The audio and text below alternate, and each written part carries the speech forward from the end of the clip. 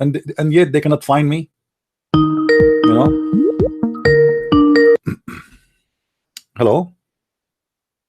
Hello, Assalamu alaikum. Wa alaikum assalam, Mr. Fawaaz Ahmed. How are you doing? I'm good, thank you. What about you? I'm still alive, thank you, Lord. Everything, God is good, my friend. So I heard that you are a Quran only person, right? Yeah. Okay. And when you say Quran only, can you explain to me and to the audience, because we are live on YouTube already, and people they are listening to you and to me, what does that mean to say Quran only? Well, we believe in the Quran alone, as the Quran is the only divine source of religion and knowledge. And we disbelieve in the Hadiths because it's a mixture of truth and lies. Mostly it's a lie. But isn't it the Quran a Hadith itself? Yeah, Quran is a Hadith. Okay, but you said the Hadith is a lie. Hadith. That's the Hadith of Allah, the authentic Hadith. No. Okay, the Hadith of Allah is collected by who? It's collected by none. It was written by Prophet Muhammad himself. Who told you that Muhammad he wrote Quran? Well, the Quran chapter 25 verse 5 says so. Chapter Quran what? Chapter 25 verse 5. Oh, okay. What the verse there saying? Tell us, please. Yeah, let me check it for you. Just a second. Okay.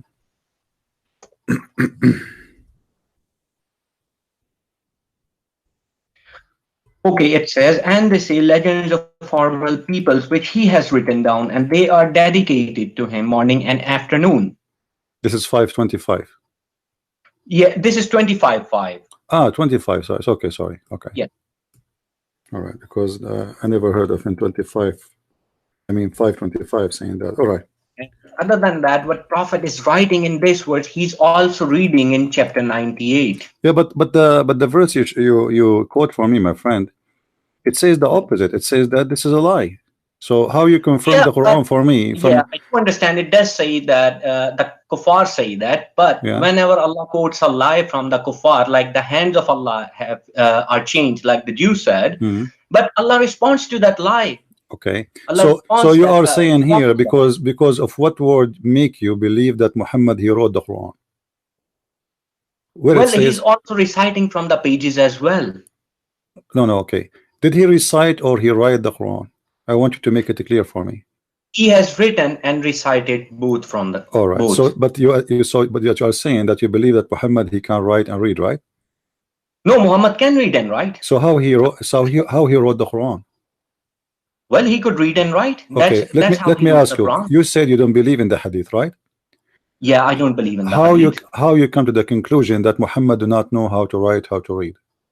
Well, Muhammad is actually writing the Quran in this verse, and he's reading in another verse, which is chapter 98. But this is not the question. The question is, you confirmed to me a second ago that Muhammad do not know how to write, how to read. So how you were able to know? I think I've said that must be a mistake from my side. I'm extremely sorry. All right.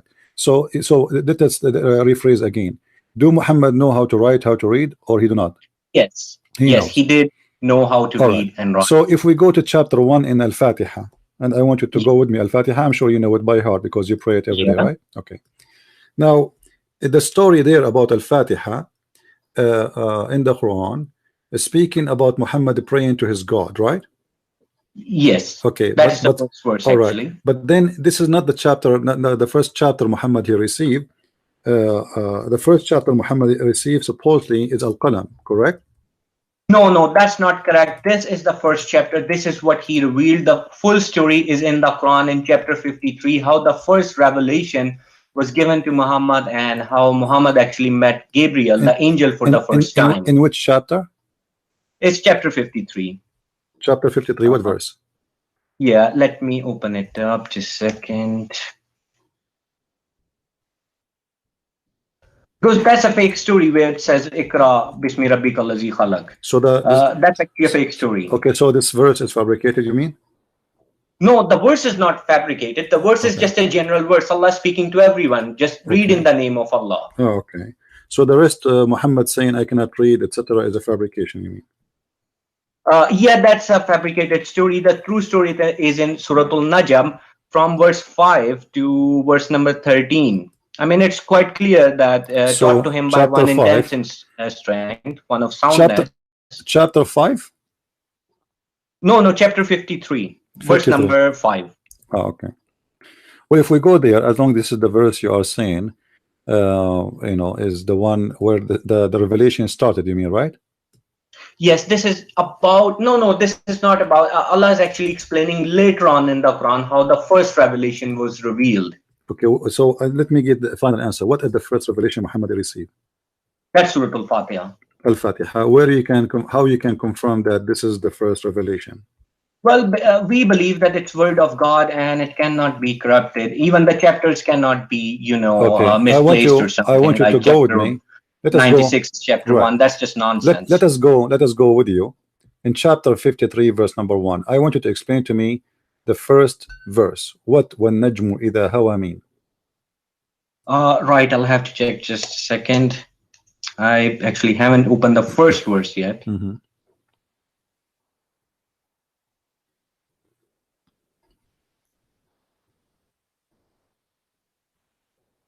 Well, it says by the star when it descends, and my Arabic is not very good. I'll be honest with you on this one. No problem. So what does that When mean?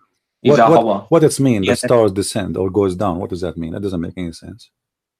Allah is just, you know, just like Allah, you know, says by the olives. What does that mean? You know, by the faith. That's how Allah is speaking. But What when do the you mean? Well, this is how goes Allah. down, You know, if you speak to me, and I say by the rabbit, do you think I'm making fun of you? What do you mean? What do you mean? I say by the rabbit. Well, you can say you swear. No, you swear. No, I don't swear by the rabbit because the rabbit is not a big value for me, and he's nothing. Yeah. So this is God. Actually, what it means is the star descended. The star actually descended to Muhammad. The star was an angel. So the star is an angel? No, it's sort of a similarity. No. The way Allah explains things. The word it says a star, and star is a star. So yes, star. So do you believe like a star when it was in the sky? No, my Muhammad friend. saw it Don't assume. Where you get this story that angel is the same as a star? Is that from the Quran? No, that's so why you are bringing this comparison between them? Star is a star. So your God Allah swearing by the star when they go down, and this is a very false statement because the stars doesn't go down. Remember, down where we are in the earth. Well, you can say meteorites and stuff. So Allah He swear by the by a little rock coming down to the earth. Yes, you can say that. Why He do that?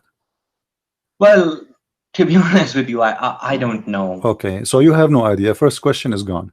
Your companion is neither astray nor being misled. What does that mean? That means he speaks the truth.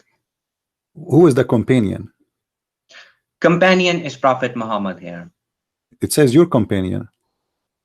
Your companion. Yes, okay, who is your? Speaking to people. Who is your? In that time, speaking to people. That when Muhammad was among them. How you know he is speaking to the people, not to Muhammad?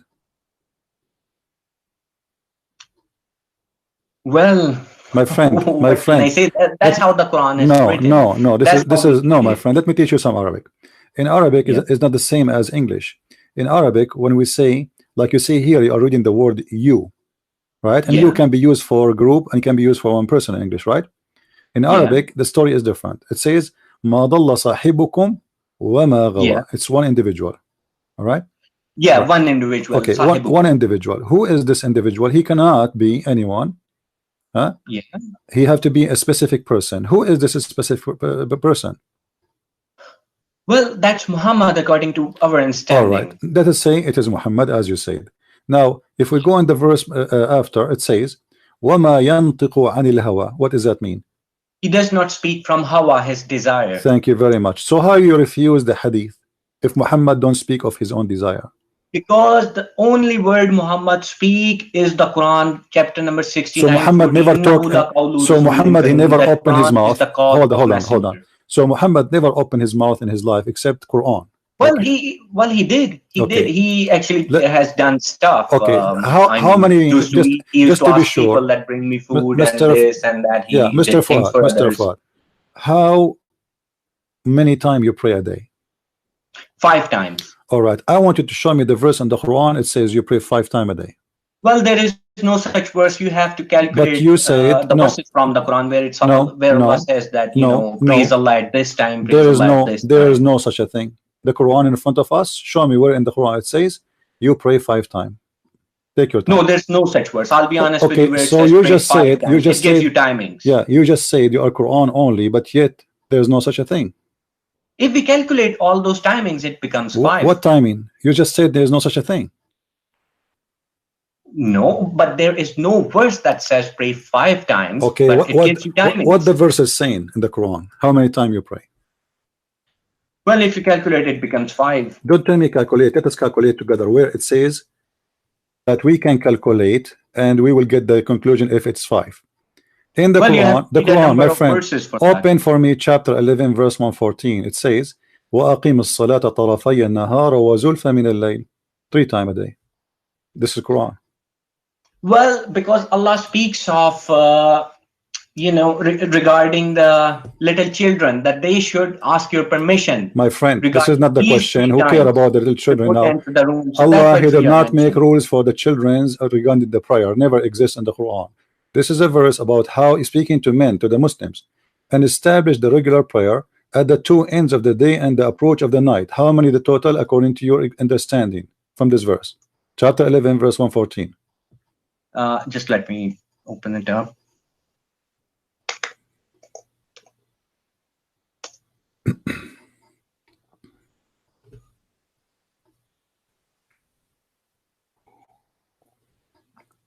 Chapter 11 verse 14. Sorry, just it's 114, not 14. Sorry, 114. Right, it's okay. Yeah. 11 114.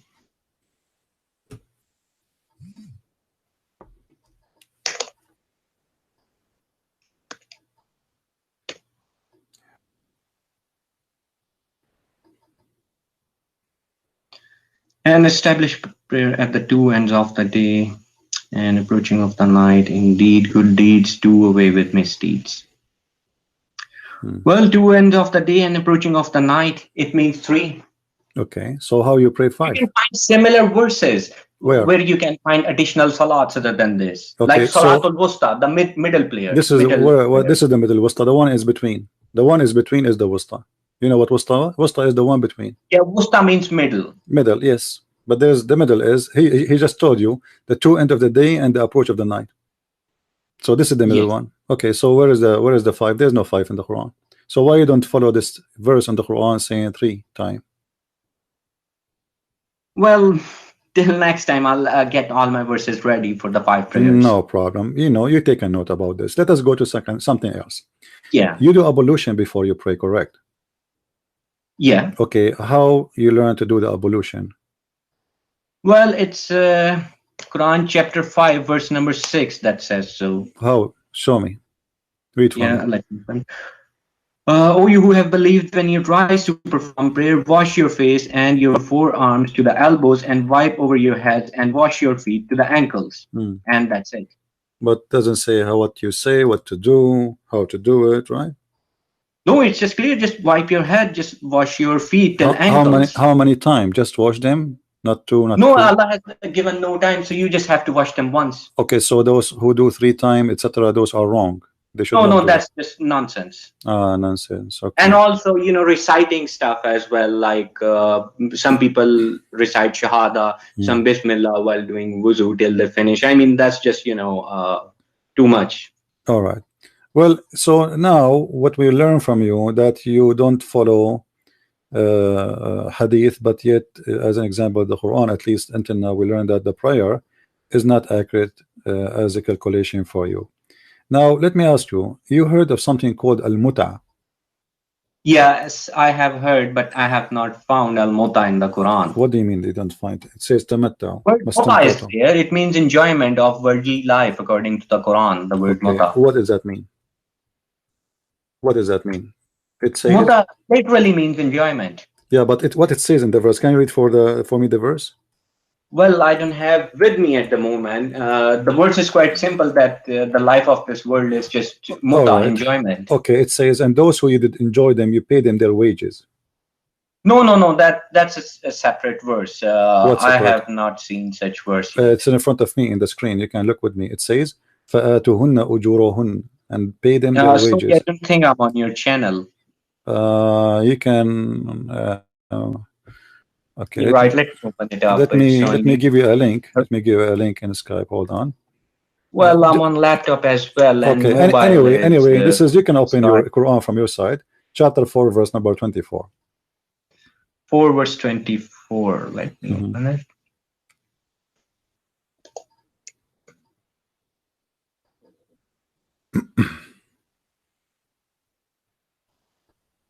Yep.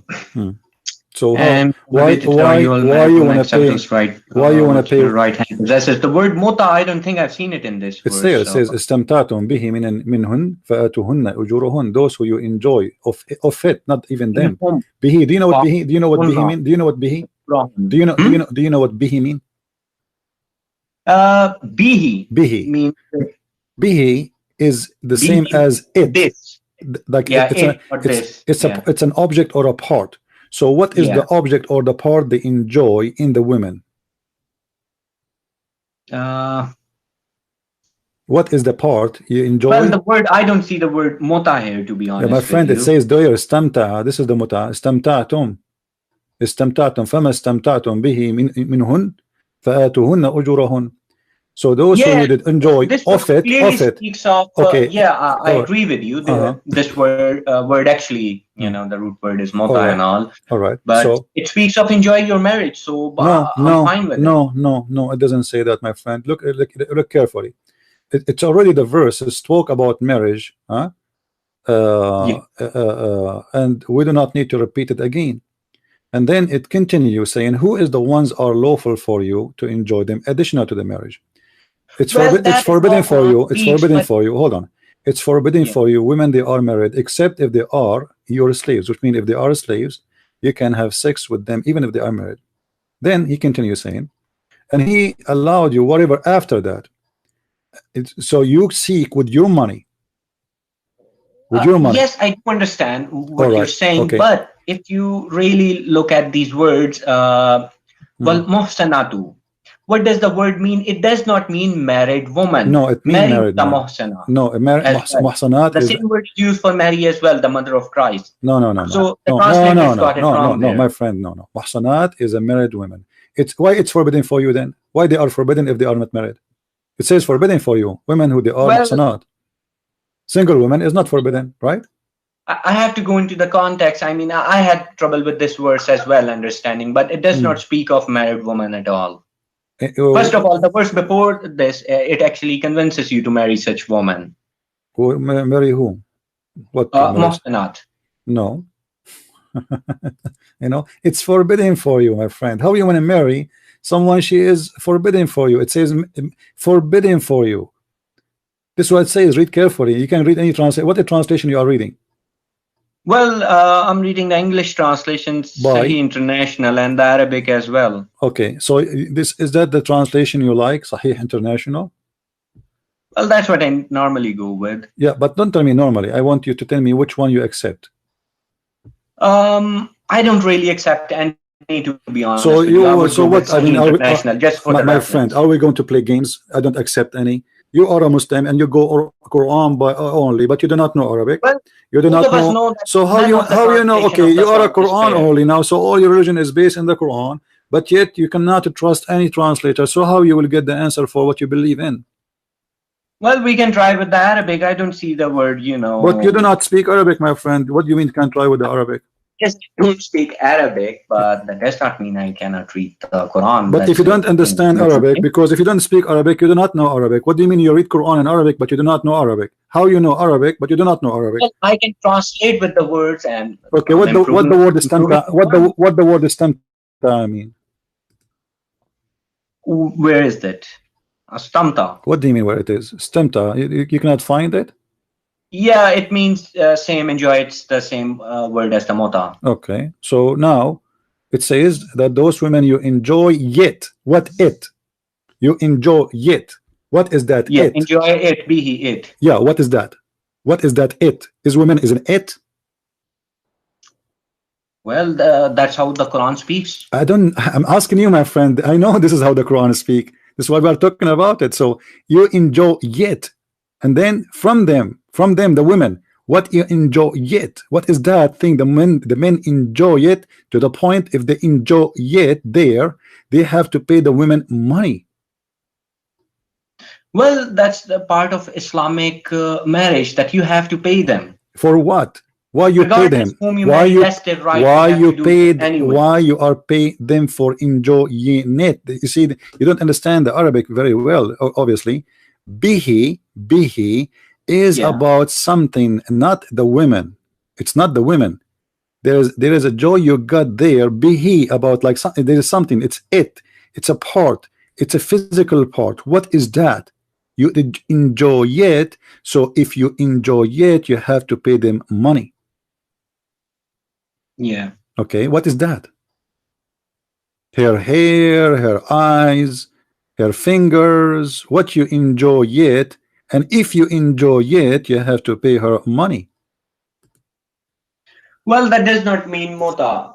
At all, the verse speaks of marriage, and that's your understanding of the verse. And I don't have anything against you. That's your understanding. This is not my understanding. This is understanding of 1.5 billion Muslim.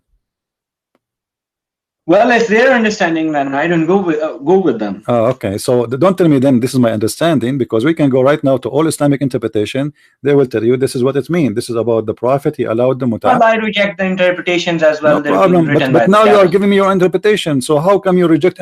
I understand you refuse the Hadith, but now you are giving me your own interpretation. How you can confirm that this is not about muta when it says istamta'tum?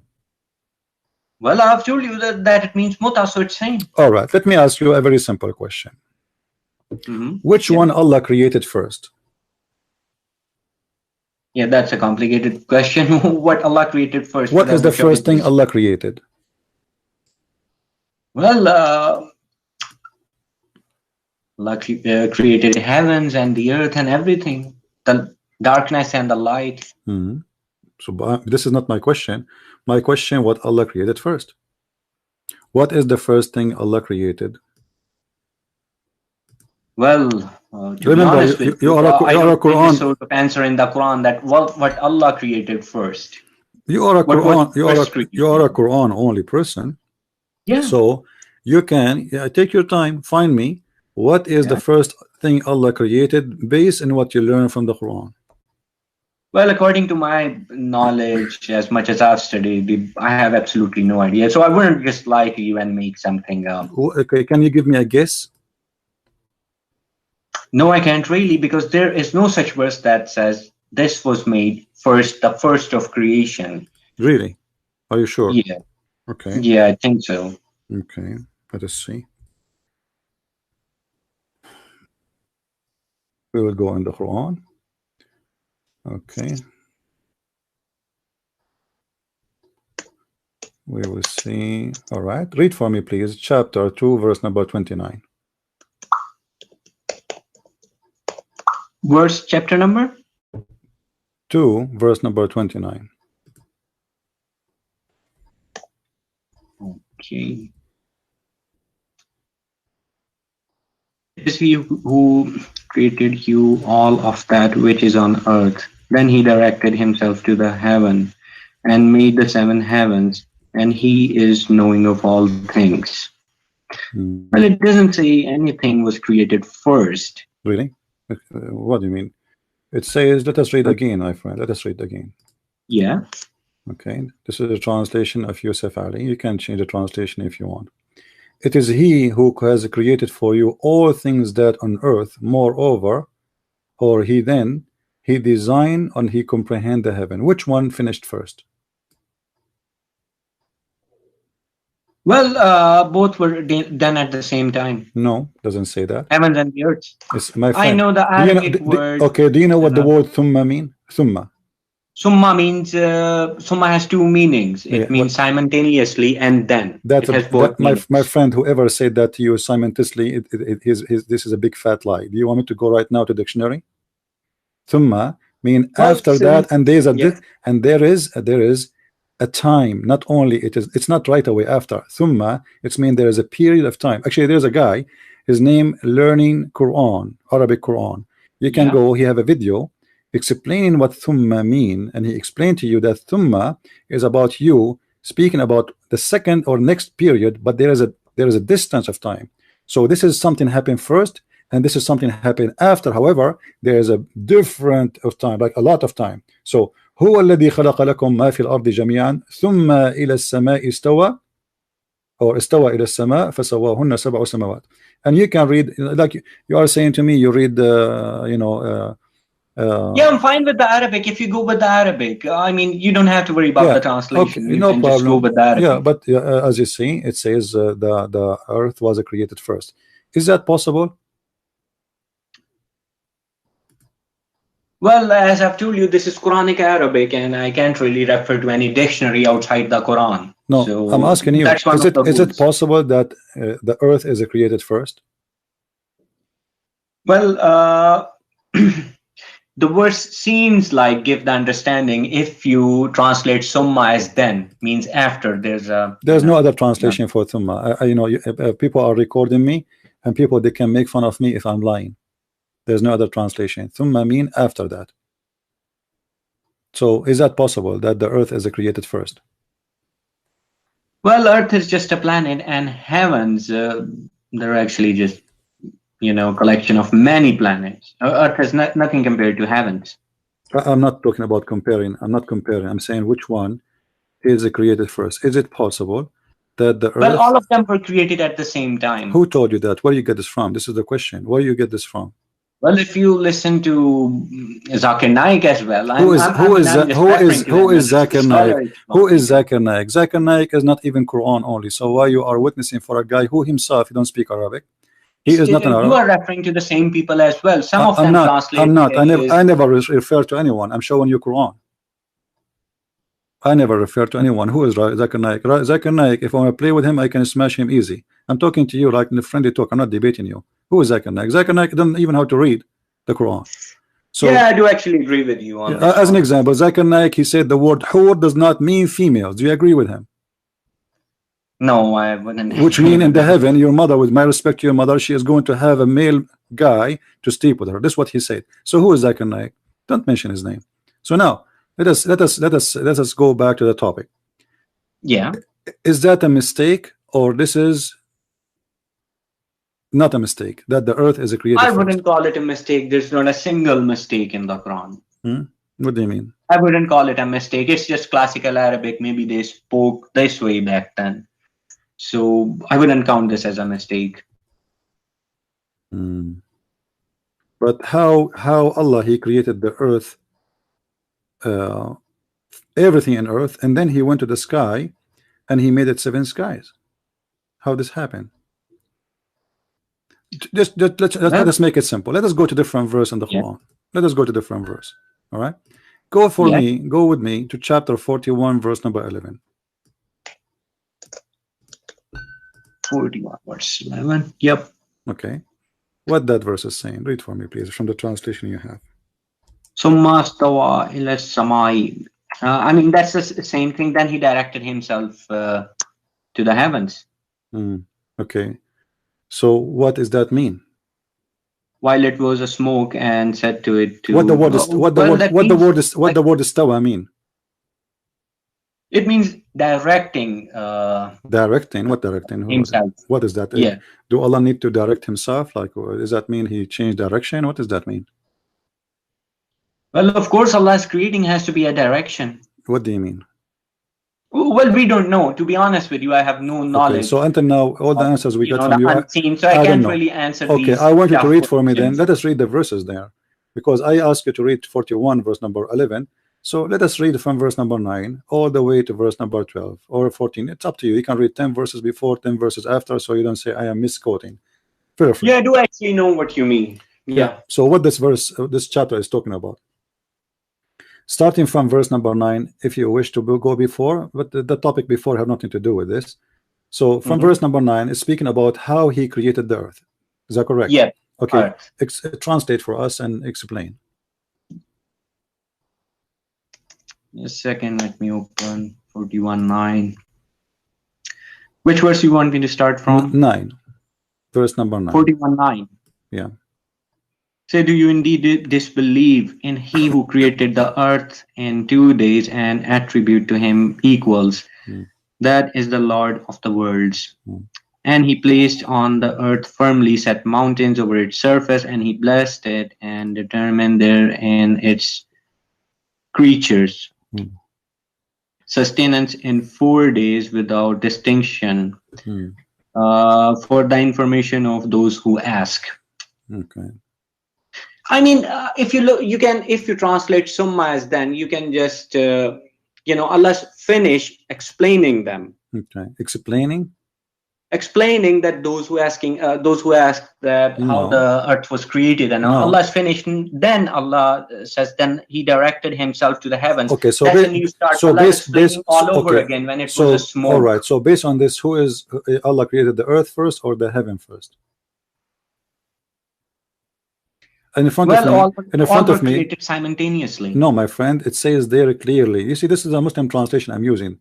Then he rose over istawa towards the heaven when it was a smoke. So in that time the heaven was a smoke, there's nothing, and said to it and to the earth, come both of you willingly or unwillingly. Yes, Allah is repeating Himself again in much detail when it was a smoke. My friend, my friend. Okay, let me ask you. Let us make it simple. Let's make it simple. Look, hold on. In verse number 10 it says, He placed therein on earth firm mountains. Correct? Okay. Yes. Yeah. When the earth was having its own mountain, and then in the top of that He blessed it with all measures, which mean grass, substance, trees. All right. During this time the sky was a smoke. Do you agree? Yes. Okay. That means there was no stars. Yes, there were no stars, just smoke. In the stars there's smoke? There was just smoke, and stars were created from smoke. Yeah, but the stars was created after the trees and the mountains, correct? No, after the creation of stars, earth and heavens, then the creation of life was. No. You see, in verse number 10, my friend, listen carefully, watch carefully. It says, He created the earth in 2 days. And then He placed therein on earth firm mountains from above it. Yes. And then He blessed it with all measured therein its substance, which means substance is the trees, grass, etc. Yeah, substance. Okay. In 4 days. Okay, now we have 2 days plus 4 days. Then He continues saying, and He rose to the heaven. No, He does not continue. That's the problem. Summa istawa. Allah is finished with the previous. Then Allah is explaining again the cycle, the full cycle. Then you speak English. Come on. When I say then, it's mean I did that after. Well, Allah speaks like this in the Quran. So my friend, don't tell me Allah speaks like this. I know Allah speaks like this. Let me go here. All right. This is your Islamic. Where is the website? To be honest with you, CP, I don't really agree with the Sunnis and others, so there's no point. I mean, I don't know what answers they have for twisting the Quran. They've been twisting Quran for a long time, so I wouldn't agree with their understanding. If somebody says something to me, I don't agree with him, then I delete even the dictionary. Who care about the Sunni? We can try and see what the Sunni, what the Shia, what etc. say. We don't agree with any of them, no problem. But we have Arabic word, and the Arabic word is written in the dictionary. If we go right now to the dictionary says to us that thumma, it's mean after that. Well, one of the first dictionaries for the Arabic is Quran. That's false, my friend. The Quran does not exist before Arabic. Quran exists long after Arabic. Who told you that? Well, Arabic was not a written language. My friend, listen. It was newly been written. This is the dictionary. This is the dictionary. Do you see it? I put the dictionary for you in the screen. I don't know if you can see it or not. Sorry, I'm still not on your YouTube channel. It says afterward, immediately afterward, and after that time, after that, therefore. This is the use after that, afterward. So later on. So all of this is what the thumma mean.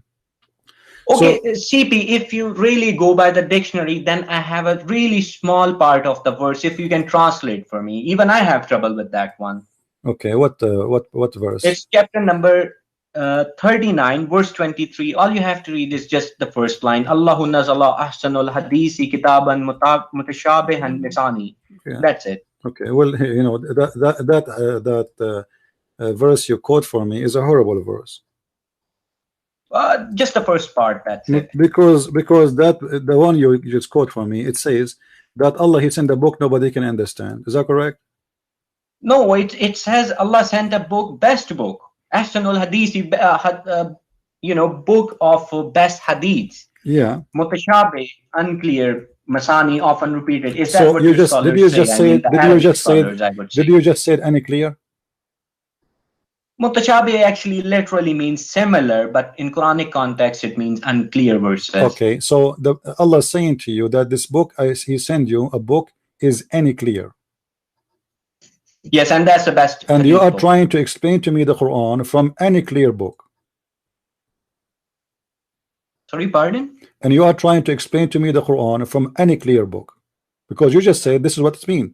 Allah saying the book is any clear. That's the problem, because the Arabs cannot understand this verse because of the corruption. My friend, so why Allah he sent the book do you down? want me to translate the verse? Why Allah he sent the book down in a language nobody understand, and the book is that's clear? not what Allah means. That's where you know, the understanding of the Quran has been lost. I'll translate it for you, and Okay, let's hope it makes sense. Let us go back. Let us go back, my friend. Allah revealed, okay, hold on. Let's go back. Yeah. You see, because it looked like we are going to go in a circle, and we will not reach into a conclusion this way. If we go back here, go back here in the chapter 41 and read from verse number 9 already, or let us see, go 41:9. Yeah. He placed therein in the earth firm mountains above it. Was the mountains placed in the top of the earth? Yeah, the mountains are on top of the earth anyways. No, that's not true. This is not true. Who said that to you? Who said that the mountains in the top of the earth? No, it says here, it says he placed therein in the earth firm mountains. He placed, you know what placed mean? He put it there. Yeah. But is the mountain something thrown in the top of the earth, or the mountain is some coming from inside the earth?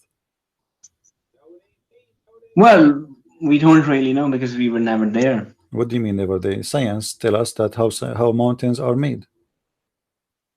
You know, we have when plates collide with each other, then the mountains are formed. So it's not placed. So this is a false statement. Mountains are not placed in the top. Well, according to you, you can say that it's false for you. But to be honest with you, I don't have anything against you, so I don't know why you're doing this to me. I'm not doing anything to you. We are talking about religion. There's nothing personal here, my friend. What are you talking about? So here, what we have, you're trying to deny it. Allah is saying to you that He created the earth in 2 days, and then in 4 days He put all things together in the top of the earth, including the mountain. He put it in top of the earth. Then He made the substance in the top of the earth, and this is all in 4 days. And then after that, He did stawa. Actually, you said to me directed. Is that a move? Well, I don't really know. It's astawa means directing. My friend, the word istawa, I mean level himself. He level himself. Yeah, you can say that. All astawa, right. yeah. So level himself toward the heaven. Isn't it that mean he moved toward the heaven? Well, the verse says so, then it must be true. All right. So we agree now, both me and you, that he leveled himself toward the heaven, moving toward the heaven. And the heaven was a smoke. So when there was a smoke in the sky, there was a full earth. Yeah. Okay. But here, if you read with me after that, you will see that Allah, then after that, He completed and finished from their creation as 7 heavens in 2 days, and He made in each heaven its affair. And we adorned the nearest lowest heaven with lamps, which means the lamps was created long after the creation of anything in the earth. Do you agree? Yes. Yeah, you can say that. Okay. Yeah. So guys, I want everybody to take notes. Mr. Fawad, he just said that the stars, to make it simple, created after creating the trees and the mountains. Finally, we came to an agreement, me and Mr. Fawad. That's wonderful. Now, and this is as we see in the chapter 41, verse number 9 to 12. Now, if we go to chapter 79. 79, right? Yeah. Which verse? We can go from verse number 27. 7. Yeah. Okay. Can you read for me from verse number 27? Are you more difficult creation, or is the heaven? Allah constructed it. Yeah.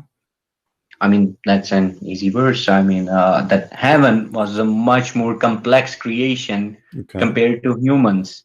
Yeah. What does that mean? So he created the heaven, correct?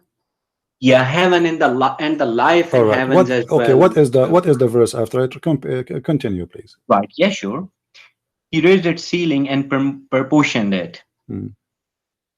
And he darkened its night and extracted its brightness. And after that, he spread the earth. Okay. Yeah. Did you just say it after that? Did you just say it after that? Yeah, and after that. So what after that happened? After that, he worked in the earth and he made the earth flat. Well, that's all happening simultaneously. My friend, you are the one who used. No, it's not in the same time. You are the one who said after that. This is not me. And I asked you twice. Did you say after that? You said yes. After what is that? You continue. Means within those 2 days after the heavens. After he finished the heaven, he start working in the earth, making it flat. Continue, please. Yes. Okay. Verse number 30 and 31. From its water and its pasture. And the mountains he set firmly as provision for you and you grazing livestock That's wonderful. Hold on.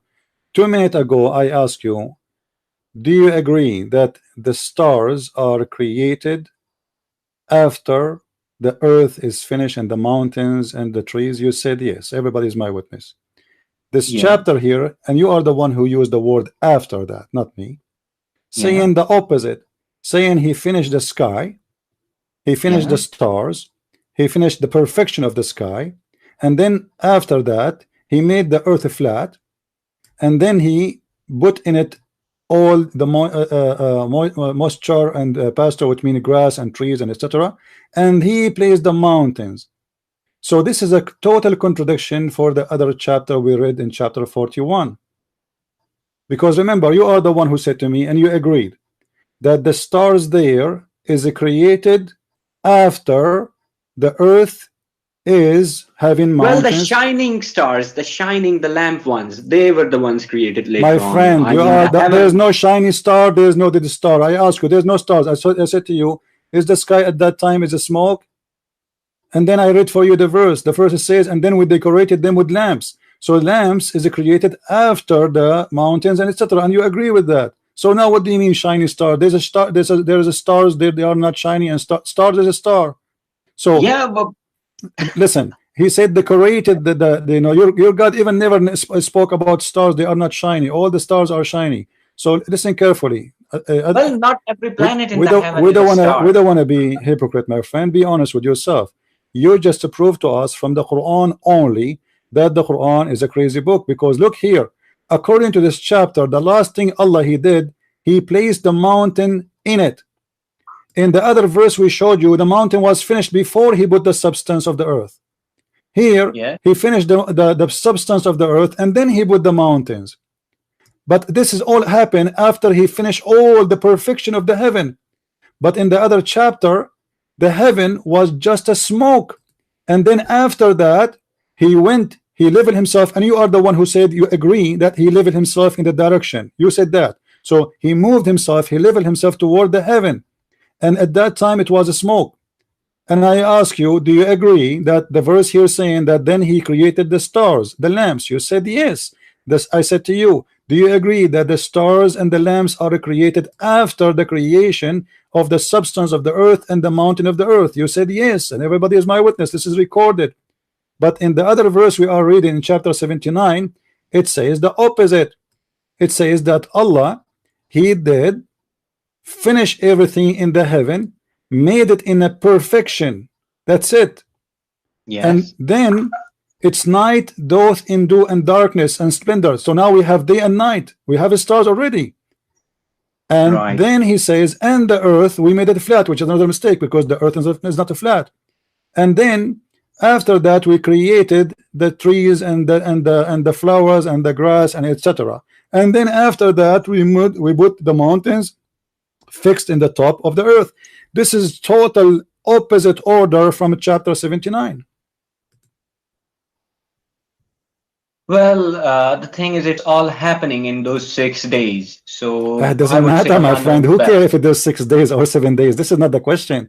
The question, if I am God, I don't remember which one I made first.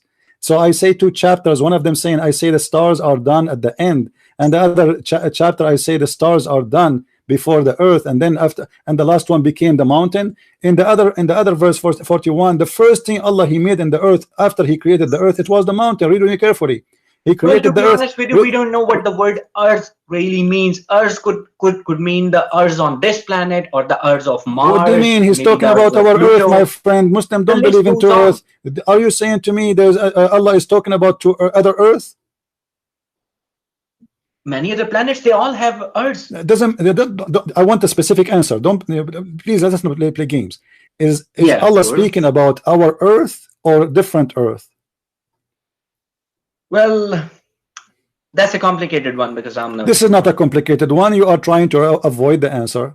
I'm asking you. I will repeat again, please. Let us be honest. Yeah. Is Allah speaking about this earth in this chapter, or He is speaking about different this earth as well as the other earths in paradise as well, because paradise is also an earth. Okay, my friend. But the Quran says clearly that Allah He created for you, and the substance for you, and the trees for you.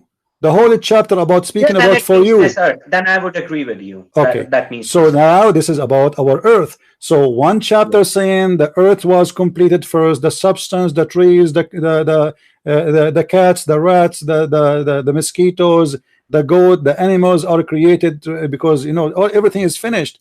Then after that, Allah He went to the sky, and the sky was a smoke. So after He finished the smoked the sky, made them 7 heaven, then He created lamps. Those lamps are the stars, and not only that, Allah He confirmed that the stars are located in the lowest heaven. Lowest heaven? Yes, which mean that there is no stars in the 2nd heaven or 3rd heaven. Now this lowest heaven to what? To the earth. Do you agree? Yes, to the earth. Okay, how in the world such a thing can be said? Because according to your God, the only stars it does not say there are no stars beyond our No, earth. it says that. He says He made in each heaven its affair, and we adorned the nearest lowest heaven with lamps. So only this one have lamps. It does not say we didn't adore other heavens with the lamps. No, it says that clearly because no, where he said it clearly. Where is the lamps are located? It is in the lowest heaven. However, this is not really important for my focus for me. You admitted, and everybody is my witness, that the Quran is a total book of contradiction. Once Allah He says, I finished the trees, I finished the grass, I finished the goat, I put the mountains, I placed everything, the earth became perfect, and at all this time the sky was a smoke. And then I went to the smoke, and you are the one, listen, Fawad, and you are the one who said that Allah He leveled Himself toward the heaven when it was a smoke. He then do that. This was the next step. And you are the one who agreed, and everybody is my witness, that the lamps was created after the trees and after the substance, correct? Yeah. Okay, but the other one is saying the opposite. The other one is saying that Allah He created total opposite direction. It says that He perfected the heaven, He built it, and He put it in its order, and then He made the dark and night, which mean the day and the night. We have stars. And then after that, and you are the one who said to me the word after that. He spread the earth, so which means he started working in the earth after he made the day and the night. Yeah. That's the total contradiction. So how you can answer? I'll be honest with you. That's your understanding, and I'm fine. This is not my understanding. This is your understanding. This is your understanding, my friend. This is your understanding. I just made you say it from your own mouth. You are the one who understand it this way. This is not my understanding. This is your understanding. So please let us be honest. It is you who agreed, and now you agree again. You say yeah, and then at the end, after you say oh yeah, and you say to me this is your understanding. I mean, this is not even fair. You know, I don't know how old are you, but we need to speak as an adult. This is your understanding. You are the one who said to me, and after that he made the night dark. He made dark night and day, and after that he spread the earth, and after that he put the substance of the earth, the grass, the tree. So according to this, and after that he made the cattle, and after that he made the hills and the mountains. So as you see here, is a messed up book. How in the world you are a person who follow Quran only, and you accept to believe that this is not a book of corruption, but yet you say the Hadith is corrupt? The only way for this to be from God if this book is corrupt. Well, I will not comment on something I have not seen with my own eyes. Did you see Muhammad? You see now we are playing games. You are not commenting in something you did not see with your eyes, but a second ago you were sure that the Quran is a book of God and it's enough for you to get the complete understanding. And now when we made you give answers, you are the one who told me that yes, I agree with this, that Allah created the substance of the earth and the mountains of the earth before he created the lamps. You said that, and then you are the one who said, well, yes, look like I agree with it. It's Allah here saying that he finished the sky and he made the lamps and the lights and etc.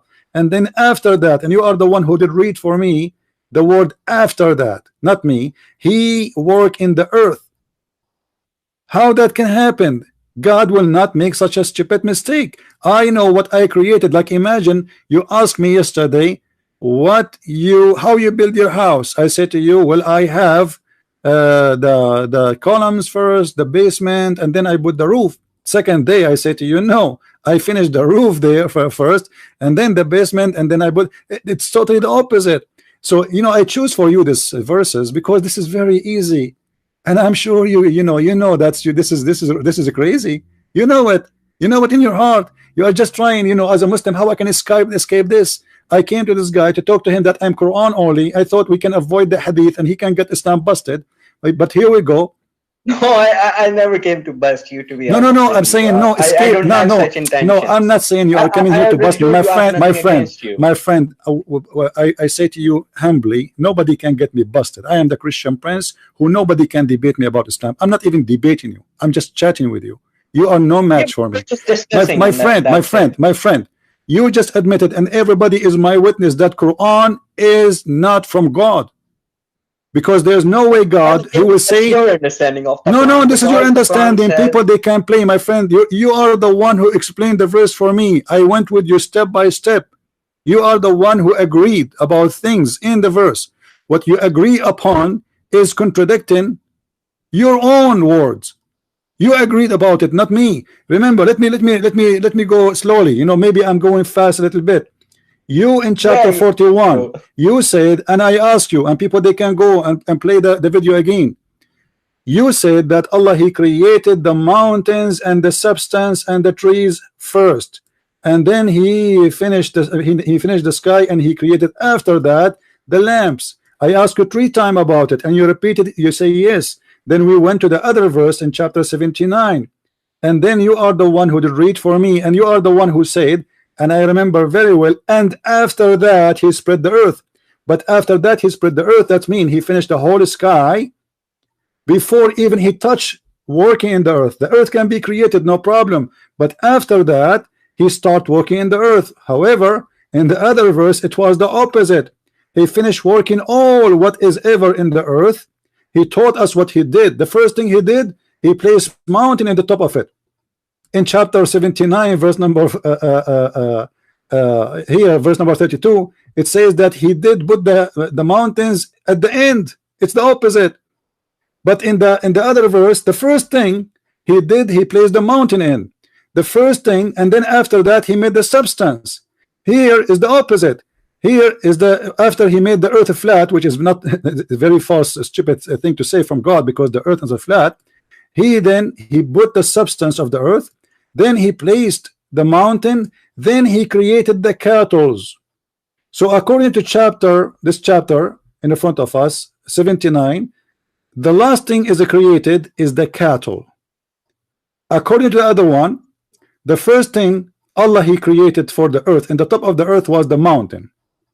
Then, I mean, it's clear. I can see he created the mountains first and then the cattle. The verse 79 is in order. It's that's what it says. oh, that is wrong. You see, it's contradiction, total contradiction. Again, you know, I'm just, I think, confused over this. Okay, so you are confused, no problem. I understand. I never saw a Muslim is not confused, so don't be sorry for yourself. You are not the first, not the last. Now, let me ask you a very simple question about your religion. You know, I think people they got the idea that this book is not trustworthy. Do you think a prophet of God, he will make verses for him for the sake? Excuse my language. I'm not being rude. I'm not a street person. I'm speaking religion. He will make verses for the sake of his benefit, especially when it's about sex? Well, CP, I have never heard of such verses What do you mean? that speak of sex. Really? Yeah. Okay. You never heard that the prophet, he have a chapter speaking about him, that Allah he made lawful for you, your cousin and the daughter of your cousin and the daughter of your auntie and the daughter, etc. There's a context to that verse that you can marry them. No, okay, no problem. Here it says, إن أراد النبي أن يستنكحها خالصة لك من دون المؤمنين. What does that mean? Chapter 33 verse Which number 50. verse is that again? Chapter 33 verse number 50. 33:50.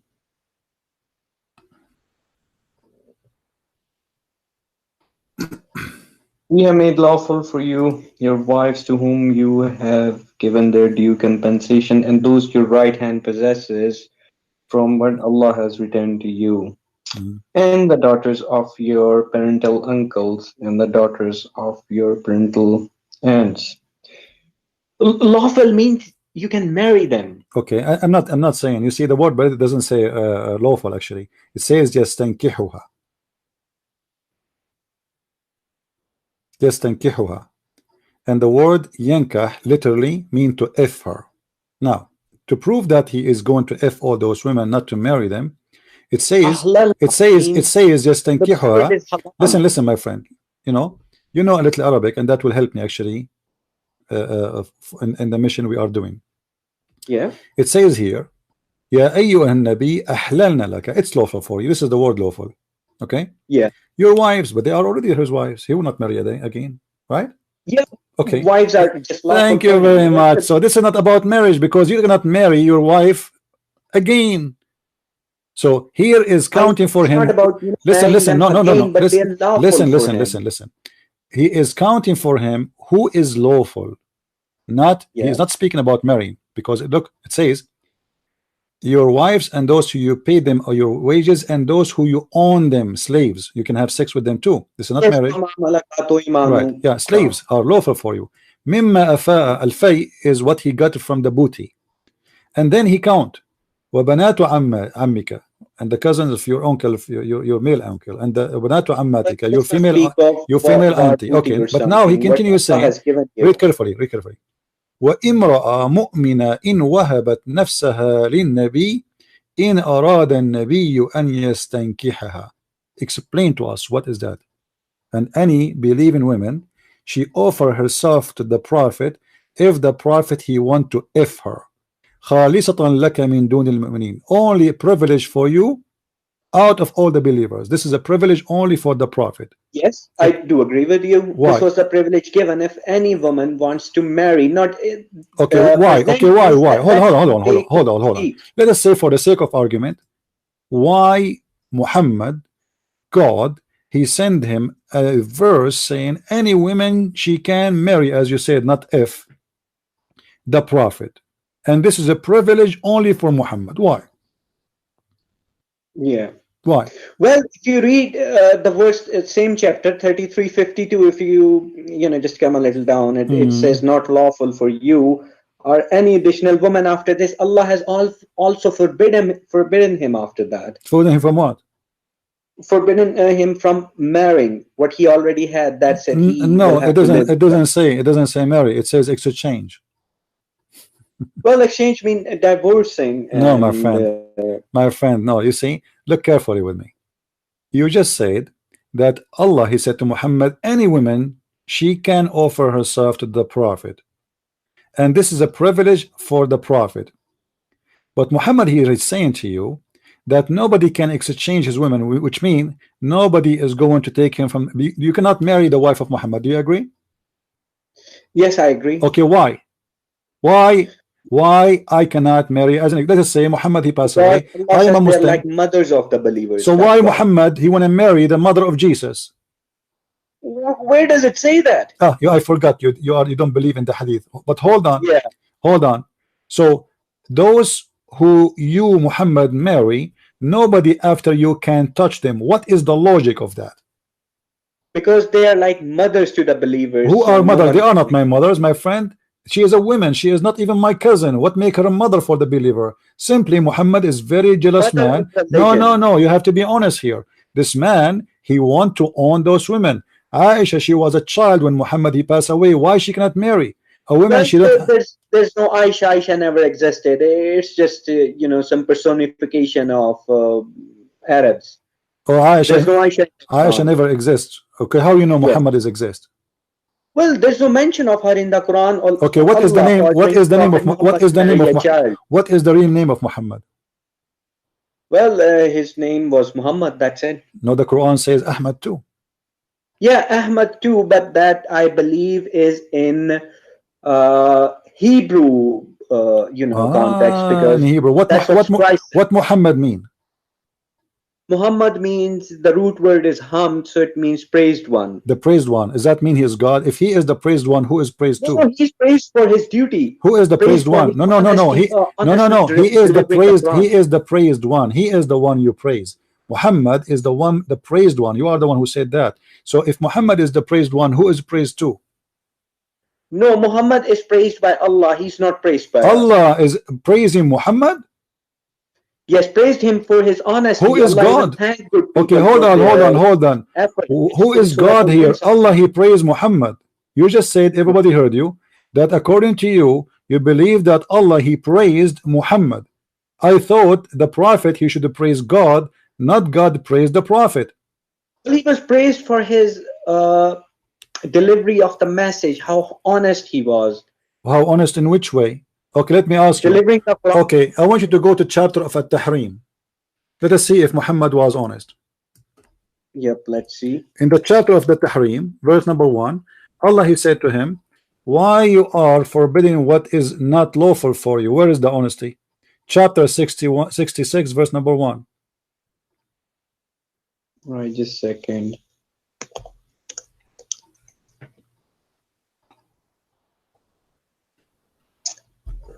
Yeah, why was he forbidding? So he was not forbidden lawfully, right? It was not a lawful forbidden. Just forbidding something to satisfy his wife. But this means he is not lawful. He is not to be praised because he do things because of the connection. Okay, let me ask you. If I am a president, listen for it. If I am a president or a king, and my wife, she asked me to make a law, and I am a prophet in the same time, just to make my wife happy, I make a law. Does that mean I'm a good king? Well, that's his personal affair. That's personal between him and his wife. This is not between him and between his wife, my friend. Allah is involved here. Don't you see Allah is upset? Don't you see Allah is upset? Allah is saying to him, not his wife, why you are forbidding things I made lawful for you? Is that correct? Yes. Okay. So you just say that Allah is unhappy with Muhammad because of his action here. Well, it doesn't mean Allah is unhappy. Allah does not want. So why he is saying to him, why you are forbidden? What do you mean he is unhappy? If I say to you, why you are forbidden what I made lawful for you to make your wife happy, that mean I am not unhappy? I'll just, might agree with you on this one, because Muhammad was a human. Then let me ask you. Made mistake. Who made a mistake? So let me ask you then. Yeah. This verse is about what? This is something about his personal affair or something. What he was doing? Well, that's his personal affair. It's about why the personal affair. Okay, now the personal affair. You see, this is not personal no more, because now this is in the Quran. Allah himself is speaking of it, and now you as one of a billion Muslim reading it and try to understand. So it's not personal affair no more. So we need to know what is happening, why and what Muhammad he forbid. It's not lawful for him to forbid. Do you know?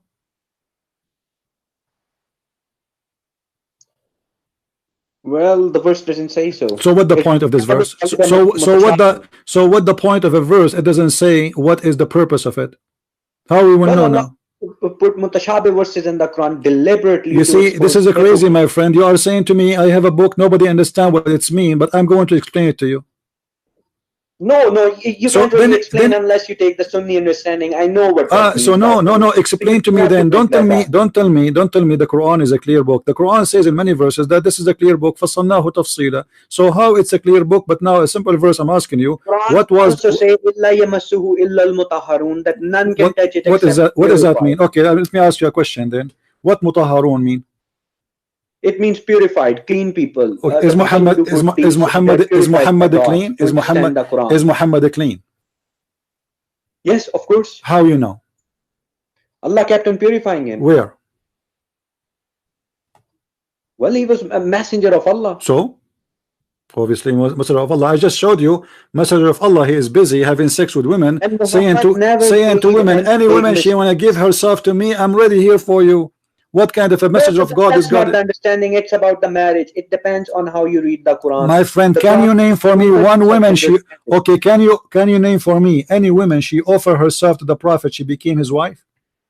From those women, name for me one. It's not mentioned in the Quran. So what? How? So why you are saying Allah purify him? This guy obviously he's taking advantage of himself being a prophet, saying to the Muslim women, hey, any woman she want to offer herself for me, come to my bed. Well, already he have many wives. Why he need to do that?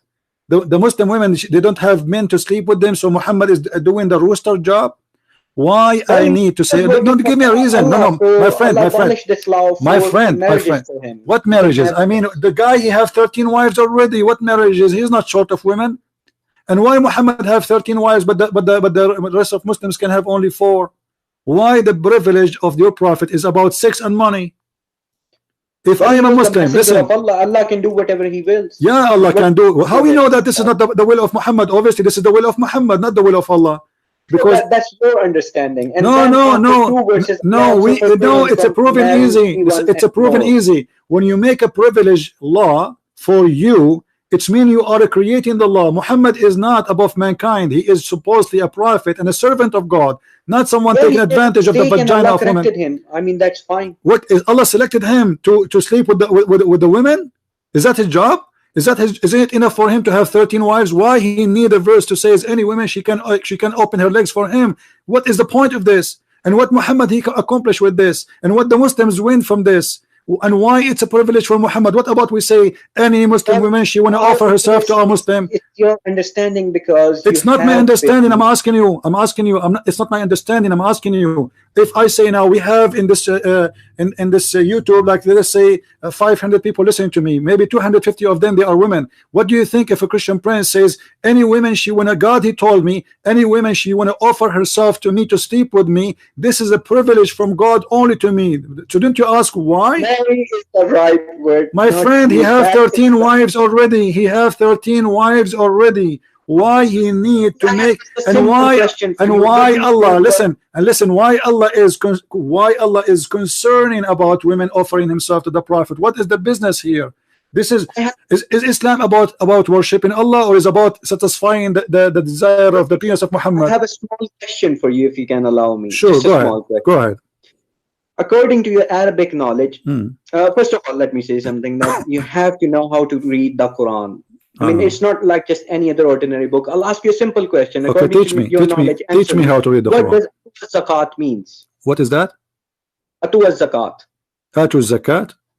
Aqimus salat wa atu zakat. The Quran says. Okay, well, let me tell you what the zakat mean. Depend what you are paying to who. At the end of the day, the zakat is something you pay to Muhammad. Is that correct? No, what is that literal translation of the word zakat, and what is the first of all word? The word zakat is not an Arabic word. This is a Hebrew word. Muhammad, he stole it from there. The Christians in their Bible, you have a duty to pay 10% of your income to the church. Muhammad, he wanted to copy the Christian and the Jews, so he put that word in his book. However, Muhammad, he abused what is called charity to make it for his benefit. Again, as an example, if you want to see the Prophet of Islam, is it true that you have to pay him before you see him? Well, it's not a must duty. What? It's not must that you don't really necessarily have to pay him. Even if you don't pay, that's fine to see the Prophet. Okay, hold on. I am not a prophet. I don't claim even to be a good guy. I am here for free. You are talking to me, you don't pay me. People listening, they are not paying me. So who is the prophet of God, and why I have to pay him in order to see him? I have asked you a simple question. What does zakat? I answered you. Are you deaf, my friend? I told you this is a charity you have to pay, stolen from the Bible word. This is but you Muslims yourself, you do not know what the zakat. What is the percentage of zakat? Do you know? Well, just a second. Let me. What is the percentage? You are the one who opened the topic. What is the percentage of zakat? There is the percentage. Allah says, pay khair, pay the best you can. No. I mean, let me get the. Okay. Hold on. It's in front of me. Don't worry. But let me show you how Muhammad, he took the charity for his pocket. In chapter 58, verse number 12. Can you read for me and translate? Which one? Chapter 58, verse number 12. 58:12. Okay. Oh, you who have believed, when you privately consult the messenger, present before him your consultation a charity. The Arabic word is sadaqah, not zakat. Yeah, I understand. So, what does that mean? Well, they're totally different things. No, it's the same. At the end, everything is going to the pocket of the Prophet. Word everything. Okay, when you pay zakat in the time of Muhammad, who is the one who get the money? Well, then it also said this is better for you and purer. But if my friend, answer the question. I've answered the question. Answer the question. Do you say, okay, listen, what najwakum mean? What you have to provide najwakum? What does that mean? Private consultation, you can say. Okay, so is this verse saying that you have to pay the Prophet before you do private consultation with him? The verse also says if you don't have, Allah is a Ghafurur Rahim. Allah is merciful, forgiving for what? Is that a sin not to pay the Prophet? Well, that's how he said. Yeah, because you are making it a sin. You make the Muslim feel guilty. Okay, you know what? But if you don't have, Allah forgive you. That's mean it's a sin. So why this Prophet, who is taking the fifth from every attack? The Quran says, "Al-khumsu lillahi wa rasulih." He have already the fifth from every attack. And and not only that, he have listen. He have the best of the booty. Is that correct? I can show you the verses one by one. No, that's not correct. I know you're speaking of Surah Al-Hashr. What not correct? What is not correct? That he kept all the booty. He donated everything. No, he don't get all the booty. He take a fifth of the booty. Yes or no? Yes, he did. Why he get the fifth of the booty? Because he donated that stuff as well in the way of Allah. What do you mean he donate? This is for him. If he want to donate, he give it to the Muslims, all of it. This is only for him. This is how he survived on charity, on sadaqah. He was hold on. So you are saying to me, Muhammad, to survive, he have to get the fifth of the booty. Let us make a small calculation. The Muslims attack the Jews, and they stole from the Jews, let us say $1 million. And Muhammad have an army, let us say for the sake of argument, 10,000 soldiers. Now we have $1 million, and we are going to divide the 1 million. All right, I'm going to use my calculation to get accurate numbers. we will divide it to 5. Yeah. Muhammad, he will get $200,000 from the million, correct? Yeah. And then we have what? We have $800,000 will be divided in 10,000 soldier. Yeah. The total is every soldier will get $8.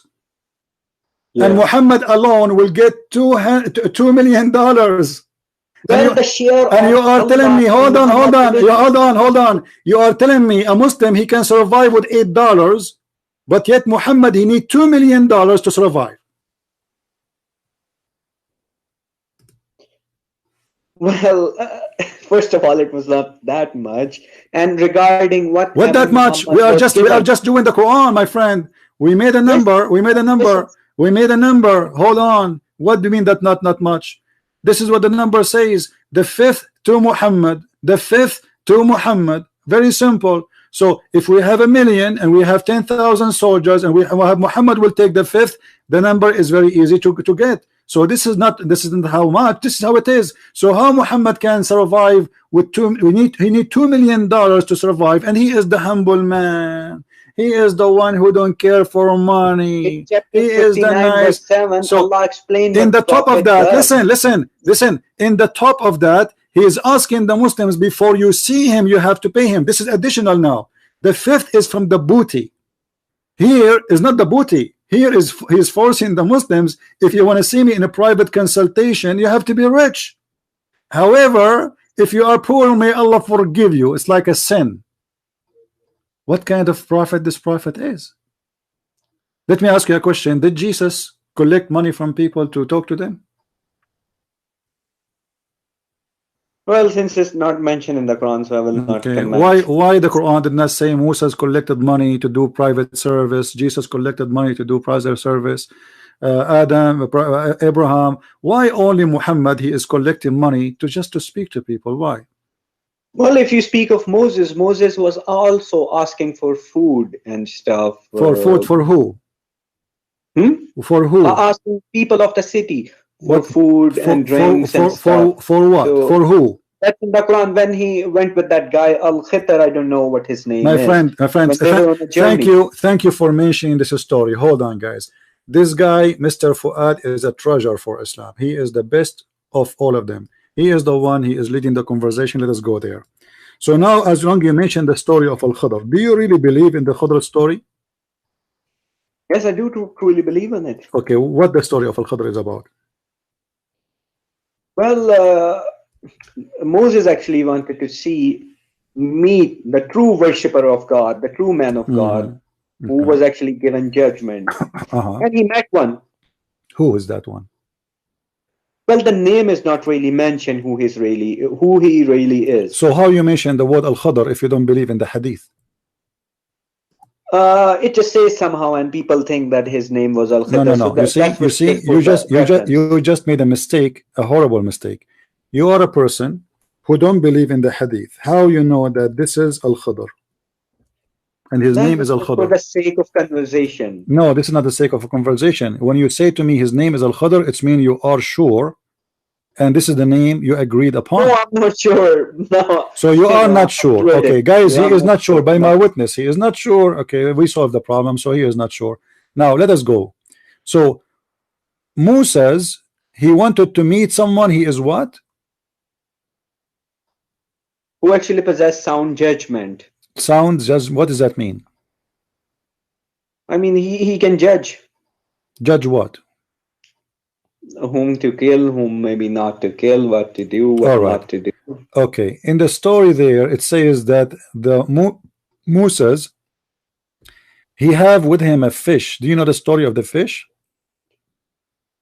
No, that's not a Quranic story, I believe. Really? Are you sure? Yeah. You are sure? No. He actually forgot his fish or something. I know that story. Okay. So what is the story of that fish? Well, I don't really recall that one, to be honest with you. Okay. Do you believe in this story?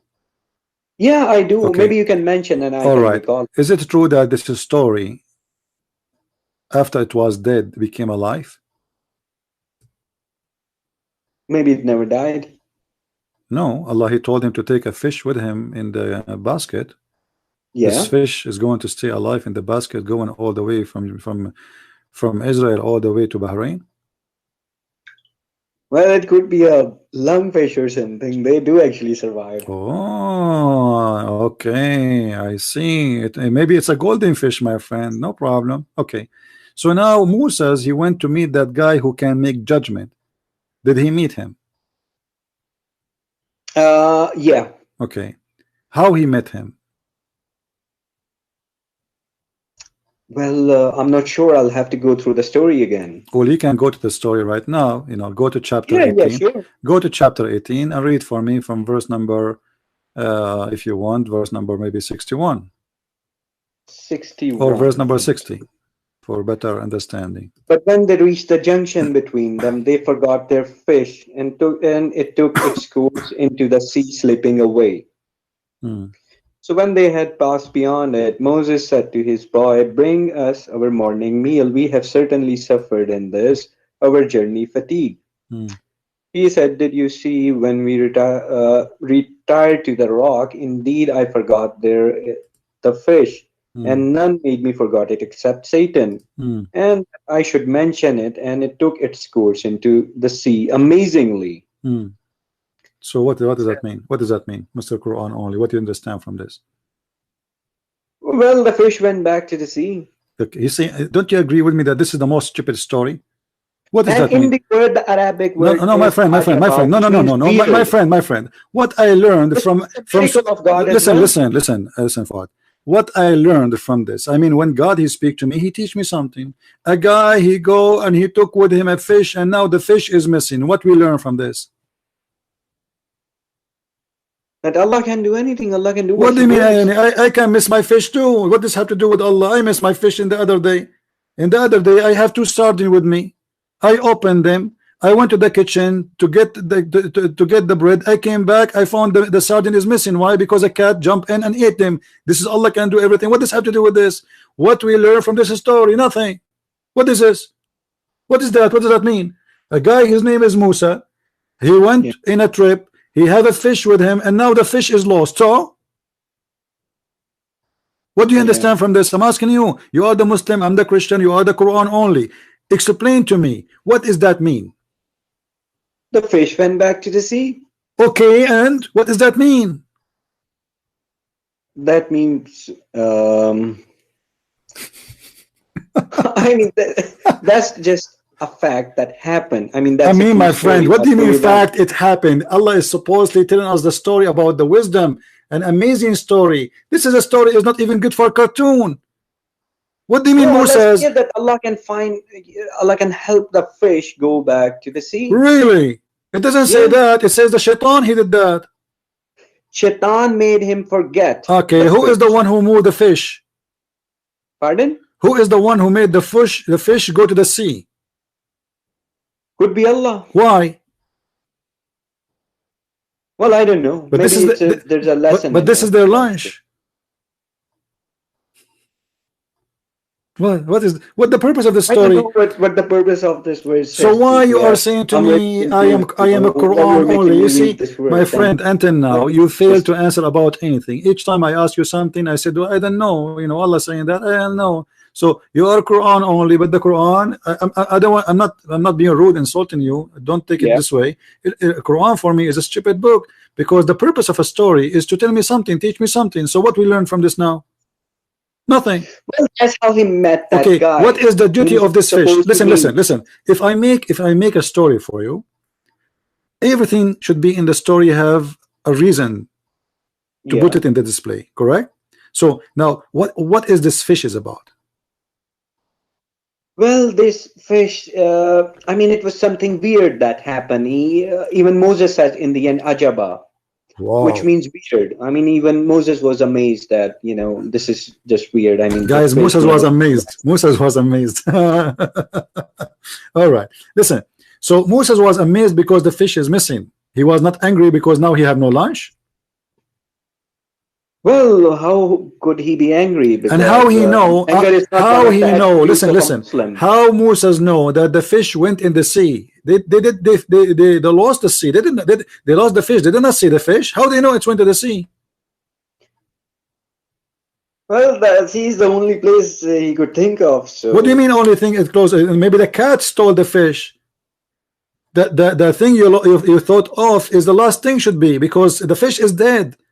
He have it with him in the basket. Read the chapter from the beginning. So he had this fish. He told him to take a fish with him, and you don't tell me that Moses 3,000 years ago he carry a fish with him, and the fish stay alive, going all the way in the desert.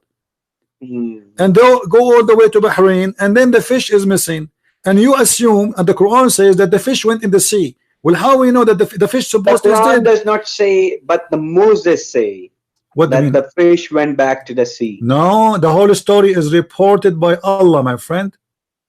Yes, but these are the words of Moses. Could be true, could be not. So be Allah true. is reporting stupid words of Moses. Moses was wrong. Well, Musa was a human. He could make mistakes. So why Allah is saying to us what Moses said for no reason? What we learn from this? He did not correct him. He didn't say Moses was wrong. He didn't say anything. He just told us what Moses said. Okay. So what is the point? Well, you have to read the whole story first. When he We met did read that the whole guy, story. We did read the whole and story. Moses was out of patience as well. So Moses was not really, a perfect guy, you would say. But what the purpose of the fish? I'm trying to understand why the They fish. just explained Why the fish? was. Okay, hold on. You see, as you Moses see, actually thought, fish as you went back to see, the as you sea. see, the fish was a reason for Moses to go back. Right. Okay, how important this fish to come back? Why he went back? Because of the fish is missing. What happened?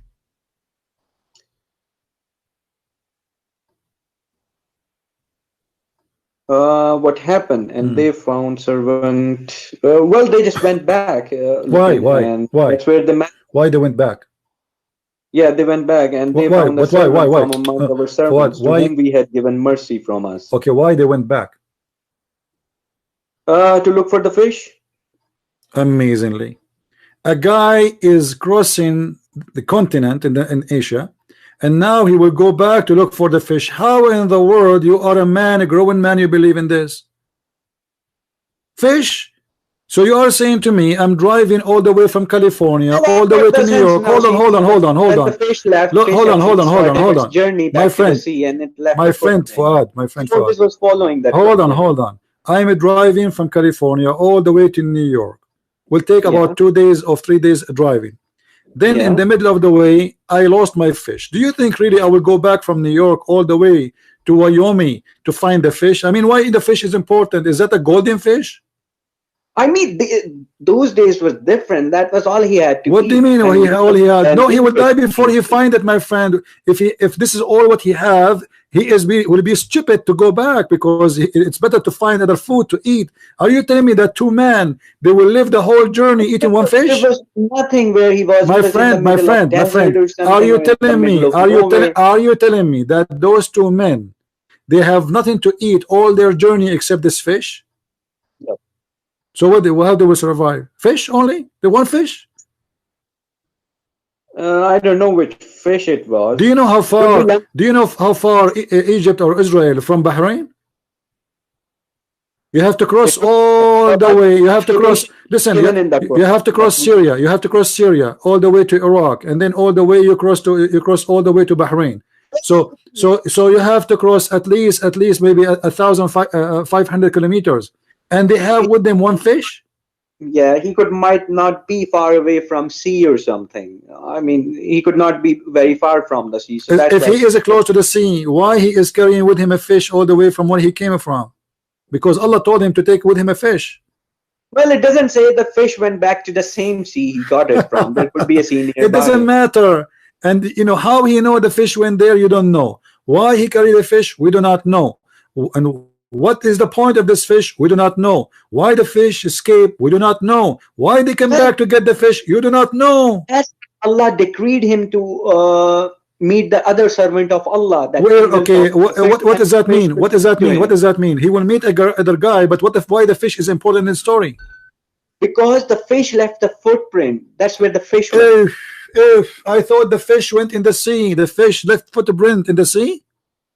Well, he met him on his way, you know, following the fish. No. You said they follow the footprint of the fish. Yeah. Okay. How the fish? Have you ever heard of a fish have footprint? Well, it's a translation that's. Are you saying that the fish was walking in the desert? No. So what do you mean footprint of the fish? Well, that's what the translation says. It doesn't matter. I'm not asking you about the translation. I'm not asking you. I'm talking to you. You are the Muslim. I don't care what. I do not need. A fish will have my friend. I do not need the translation. I speak Arabic. Arabic is my first language. I don't need a translation. Don't tell me the translation says so. You say so. I asked you, are you saying that the fish have footprint? You said yes. So you are saying that Moses, he lost his fish, and the fish was walking down a street, la la la la la la la la la la la la la la la, and then Moses, he said to his servant, let us follow the footstep of the fish. I mean, even a cartoon they don't have, man. Well, see, even in cartoon, the word foot in the Arabic. Don't tell me, it's you who telling me. I asked you, you answered me. I'm not explaining the Quran for you. You are the one explaining to me. You are the one who repeated more than twice that this is the footsteps of the fish. I want to know how in the world you as a grown man believe that a fish walking in the street and have footsteps. Do the fish even have a foot? The Arabic word, my friend, do the fish have foot? No, the fish don't have. So how you say the footstep of the fish? Well, it's the translator that got me wrong. It doesn't matter. I mean, come on, guys. I don't know what's wrong with them. And I was using the same word just for the sake of understanding. All right, let us move on. Let us move on. Finally, Moses, he met with the prophet Al-Khadr. All right, okay. And what Moses learned from this prophet? That he had the judgment.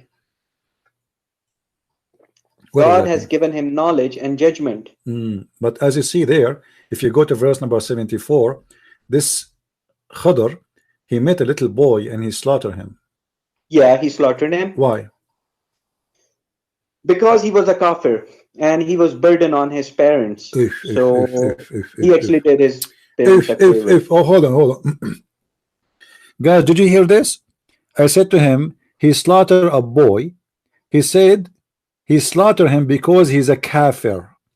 So you are saying to me, you as a Muslim, if you are a wise and perfect judge, if you see a boy who is not a Muslim, you will slaughter him. Well, the verse also says he was a burden on his parents. He's a boy, my friend. Give them something better than what it doesn't say he is burden. Where it says that? Show me. If you show me that, I'm going to commit suicide. Let me just go to that verse. Go. I mean, a number would be helpful if you can. Yeah, show me where it says burden in his family, in his parents. I want to see that. Yeah, just a second. As for the boy, his parents were believers, and we feared that he would overburden them. So we feared. It is something he did not do. We feared. He was not a good boy. He did not do anything yet. It says, we feared. He might have done something. My friend, it says it clear that we feared. He did nothing. Even Moses says to him, innocent soul. He is an innocent soul. He is just a little child. So he did nothing wrong yet. He was a kafir. So what if he's a kafir? You kill him? You kill a boy just because he's not a Muslim?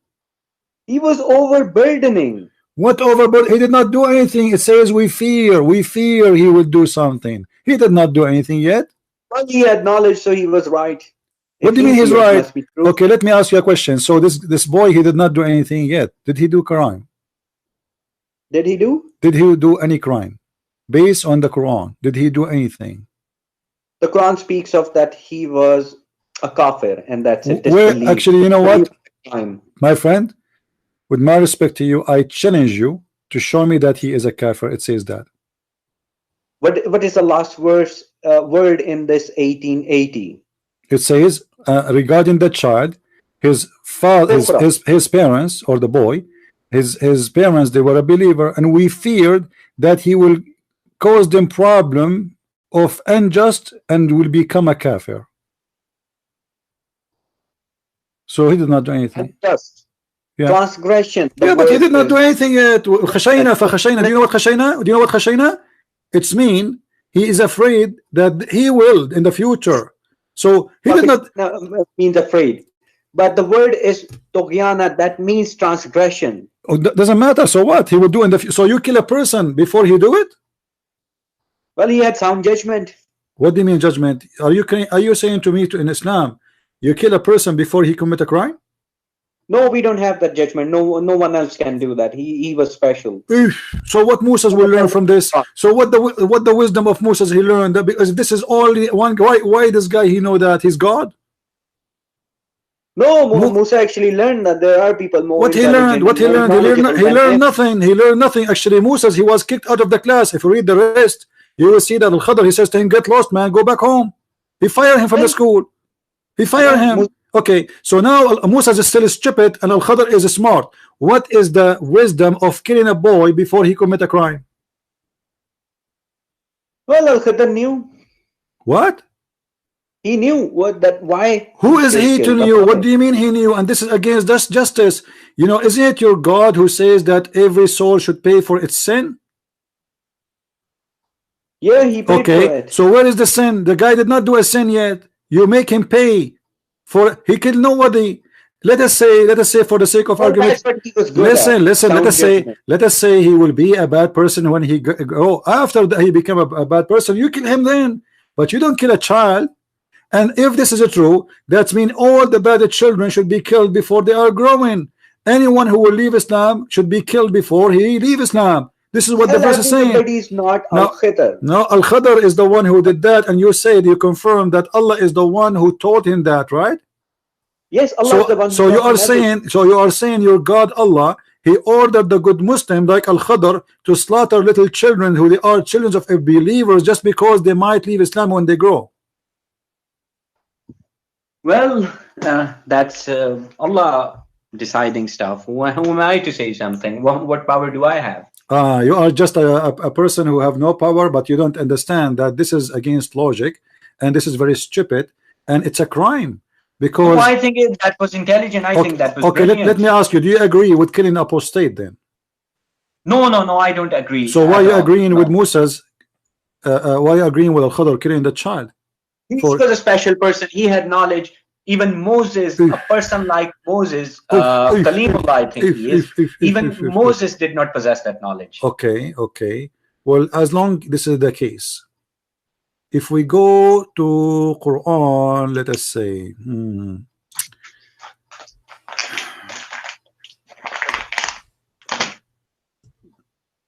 actually, I like this chapter we are reading from. It's very fun. But let us.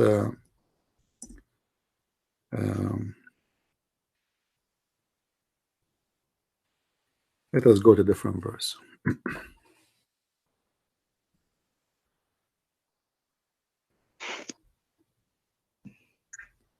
All right. If we go to chapter 9, verse number 73, 74, what this chapter is speaking about? O Prophet, fight against the disbeliever and the hypocrites, and be harsh upon them, and their refuge is hell, and wretched is the destination. They swear by Allah that they did not say anything against the Prophet while they had said the words of disbelief and disbelieved after their Islam, and planned that which they were not to attain, and they were not resentful, except that Allah and His Messenger has enriched them of His bounty. So if they repent, it is better for them. If they turn away, Allah will punish them with a painful punishment in this world and the hereafter. And there will not be for them on earth any protector or helper. Give me the solution of this. What the chapter is talking about? What do you understand based on your Quran only? It's ex-Muslims that if they leave Islam, their affair is with Allah. Allah will punish them in both worlds. This is what it says. Allah will punish them, or it says we should kill them. I don't see, anything that we should kill them. What do you mean you don't see? Where does it say we should kill them? Well, it says, if you read verse number 73, it says to go and fight the unbelievers and the hypocrites. So who is the unbelievers and who is the hypocrites?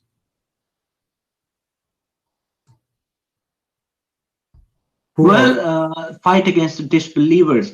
It says already disbeliever. It says hold on. The word is not qatilu or something. It says no. It says, you see the Muslim when they translate, they always fabricate, and the translation is false. This is why you yourself you don't want to accept any translation.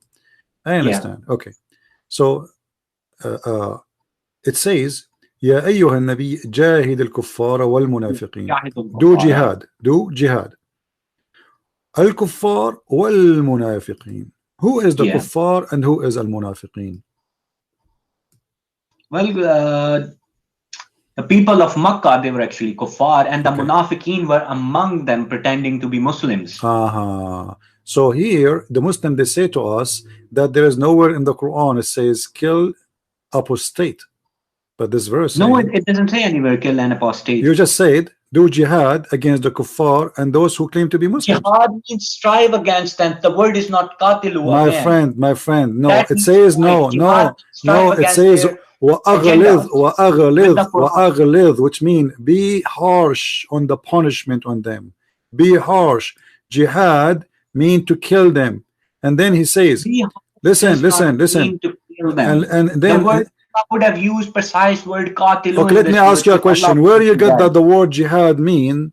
Where the word jihad meaning coming from? What the word jihad meaning? Jihad means strive. What does that strive mean? Striving against some propaganda. How you strive? In this case, we have kuffar.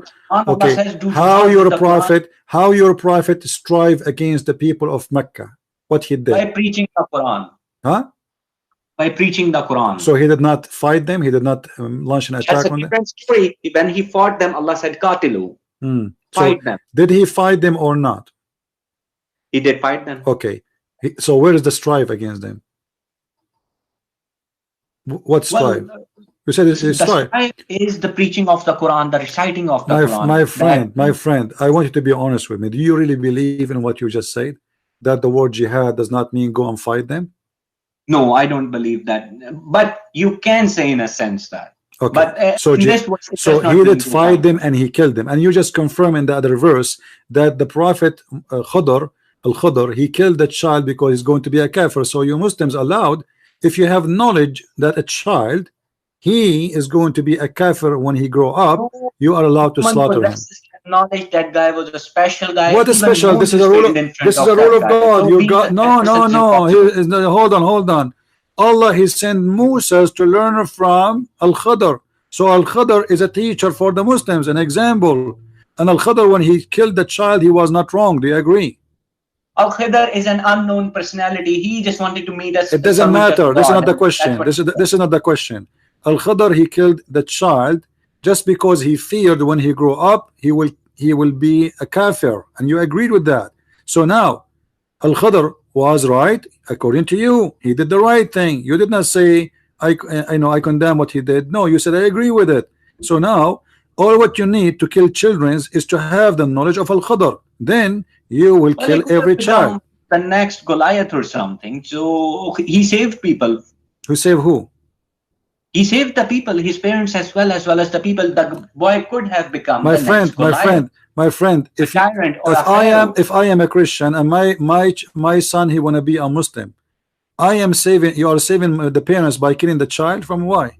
Why would you kill the child? Because you don't have that same knowledge. You're not a servant of Allah. So that's what I'm saying. So what I'm saying, you are saying if you Muslims have a knowledge who is going to be when he grows. By the way, the verse anywhere it says that guy was a human being.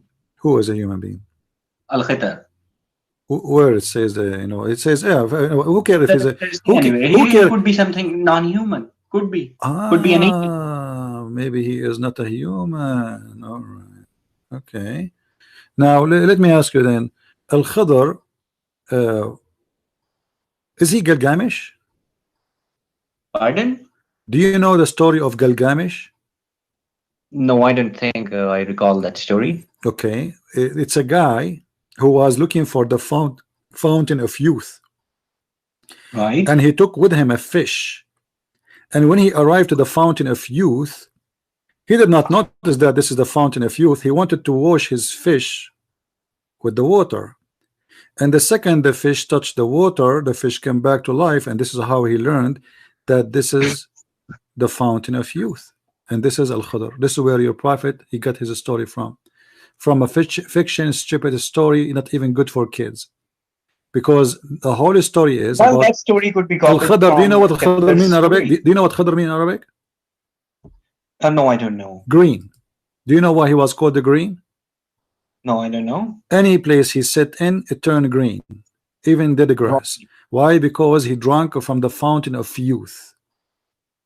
Well, that's another interpretation. He could be an angel. No, I can even show it to you from There is Islamic no concept interpretation. of fountain of Okay. youth in the Quran. Let me ask you. Soul shall die. Okay, he can be an angel.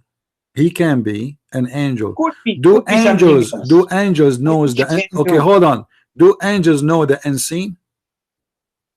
No, angels do not know, but if they are in contact with Allah, of course Allah helps them out with the knowledge. Okay, let me ask you then. When Allah, he wanted to create Adam, the angels, they said to him, are you going to create someone he will do mischievement? They were talking about who? Adam. How they know he would do mischievement? Well, to be honest with you, there are two understandings for that verses. One is it could be Satan, and the most correct one is that person is Adam. He will shed blood on. So how they know he will do mischievement? Well, they just assumed, and later on they corrected themselves that we were not correct. How they are not correct? That you do not know what I know. How they are not correct, and Adam was kicked out of the heaven? They were right. Adam was not a good guy. He was kicked out. Well, it was always the plan of Allah. But you just said they corrected themselves later. Allah should correct himself because the one who was wrong is Allah. Allah, he told them, they told Allah, how you want to create someone to inherit the earth to do mischievement? Allah said to them, I know what you know not, which means you are wrong, and you are the one who agreed that they are wrong. But all of us, we knew that it is the opposite. The angels were right, but and Adam are servants of Allah. Oh, let me ask you a question. Adam was kicked out of heaven because he was a good boy or a bad boy? He made a mistake. Does that mean? Give me an answer. Does that mean he's a good boy or a bad boy? Well, that means he was a bad boy. All right. So the angels were right and Allah was wrong. So how you believe in such a book? No, Allah was not wrong. He was wrong because okay, hold on. They told him that he would do mischievement. You said that Allah don't agree with them. He said to them, they actually meant by mischief the evil humans. He did all of And Allah will extract believers from them. So why then, if he is not evil and he will do evil, why he kick him out of heaven? Well, only Allah has that answer. If you are a good guy, you will be kicked out of heaven. If you are not going to do evil, your place then is in heaven. Heaven is for a place who do no evil. Evil is for a place for the earth is for a place for people who do evil. This is why we are on earth. Has not done any evil. Okay, let me ask you a question. All right, hold on. He did no evil, but we kick him out of heaven. I mean, what is justice? Come on, evil. He did disobey Allah. This is evil according to Islam. So don't fool yourself. If you disobey Allah, this is evil. Will take you to hell. Do you agree? Yeah. Okay. So don't say he did not do evil. Now look what happened. Allah, he wanted to convince the angels that they are wrong. What Allah did? Allah, he brought Adam. And he taught Adam all the names. Read with me carefully. Names of the angels. All right. He taught the Adam all the names. And then he told the angels, tell me the names of those things. Angels, they said to him, we cannot tell you what those names mean. We have no knowledge. What is the purpose of this? Tell them all the names and tell us all the names. What Allah is trying to accomplish. That the humans, they can learn names. And they can name things. No. What they have learned. The question is not to Adam, my friend. There's birds, they can learn names too. I mean, don't fool yourself. Do you see this bird in the screen? This bird, It's very well The known. birds are not as intelligent All as right. humans. There's birds who repeat names and doesn't mean they are a big deal. I mean, so what mean you know read names? Allah, he taught Adam all the names, and the purpose is he examined the angels. So he said to them, tell me the names of those things if you claim that you know. You claim to know, huh? Okay, tell me the names of those things. Read with me carefully. Yeah. Allah and he taught Adam all the names. I'm reading for you from chapter 2 verse number 31. And he taught Adam all the names of all things. Then he placed them, which means the things, before the angels. So the purpose is to show them what Allah can do and how they are incapable of telling the names. And he said to them, tell me the names of these if you are right. So what the purpose of saying or making this quiz of names is, if you are right about Adam, here we go. I taught Adam the names of all those things. But he's intelligent enough and he can memorize. Let us see. I'm not talking about Adam now. I'm talking about the intelligence of your God. My friend, your God is stupid. You will notice with me in a second that how stupid he is. Read carefully. That's blasphemy. I mean, that's. It doesn't matter what you think. For me, your God does not exist. But hold on. Adam, he was taught the names. Allah, now he taught the angels. Okay, tell me the names of those things if you are right. Right about what? Right about Adam. Correct? Yeah. All right. So now what the connection between tell me those names about those things and if you are right? What is the connection? The connection is he can memorize. Human being is not my friend, he is saying to them if you are right. Yeah. So what the connection? Tell me the names if you are right. Adam is not involved here now. He is placing the names, the things like the TV, computer, phone, cats, rats. He placed them all in the front of the angels, and he said to them, tell me the names of those things. Angels, they said to him, we do not know except what you told us. We cannot. And he is saying to them, tell me the names of those things if you are right. Right about what? Right about Adam, he would do mischievement. Yeah. Okay, so I agree, right? Well, I still don't know what you actually meant by what that, do you mean you don't agree? I want you to say yes or no. The angels, they accuse Adam of doing mischievement. Allah, he made a quiz to prove them that they are wrong. So tell me all those names if you are right. Right about what? About what they mean, what they said, that he will make mischievement. Read verse number 30 and verse number 31. They said he will do mischievement. Allah, he said to them, I know what you know not. And right away, Allah, he taught Adam all the names. Not everything is shared. It's just part of you know what Allah knows. It doesn't matter. This is not the topic, my friend. I don't know how old are you. How old are you, Mr. Fuad? I'm 32. 32. You are a growing man, you know. When I was 32, like this is maybe 8 years ago, I was really a lot wiser than you. Be careful, my friend. It says that they made an accusation that he will do mischievement. Read it carefully with me, number 30. They said, wilt thou place therein one who will make mischief therein and shed blood? Allah right away said to them, he said, I know what you know not, which means shut up, you do not know what are you talking about. And now he want to prove to them, hold on, he want to prove to them that they do not know what they are talking about and they have no knowledge. So what he did, he taught Adam all the names, and then he brought Allah proved that they're wrong. So finally you got it. So he wanted to prove to them that they are wrong about Adam. Thank you. Now when I say to you, I named all those things and I gave them names, and then I asked you, okay, tell me the names of those things. Is that will prove that I'm God? No, of course. So what the point of this is stupid names game? Well, human being was a new creation. My friend, what answer? I have a cat, her name is Susu. I ask you, you are an angel, what is the name of my cat?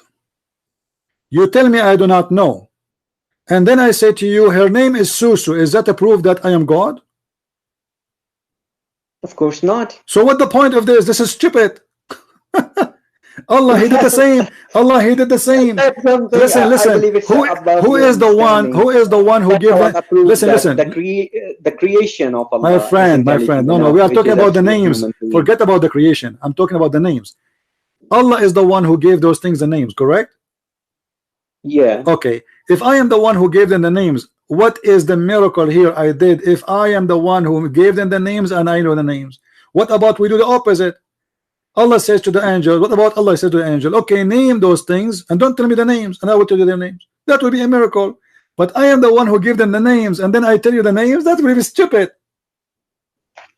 Imagine I have a bunch of cats, a bunch of dogs, a bunch of goats, and I place them in the front of you. Understand, CP, yeah, but what? So you see, when you say Quran, my friend, when a Muslim he say Quran only. I mean, I don't have any problem with your understanding. That's fine.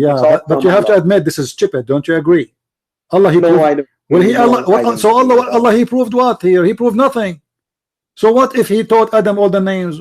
How he proved that he know what they know not?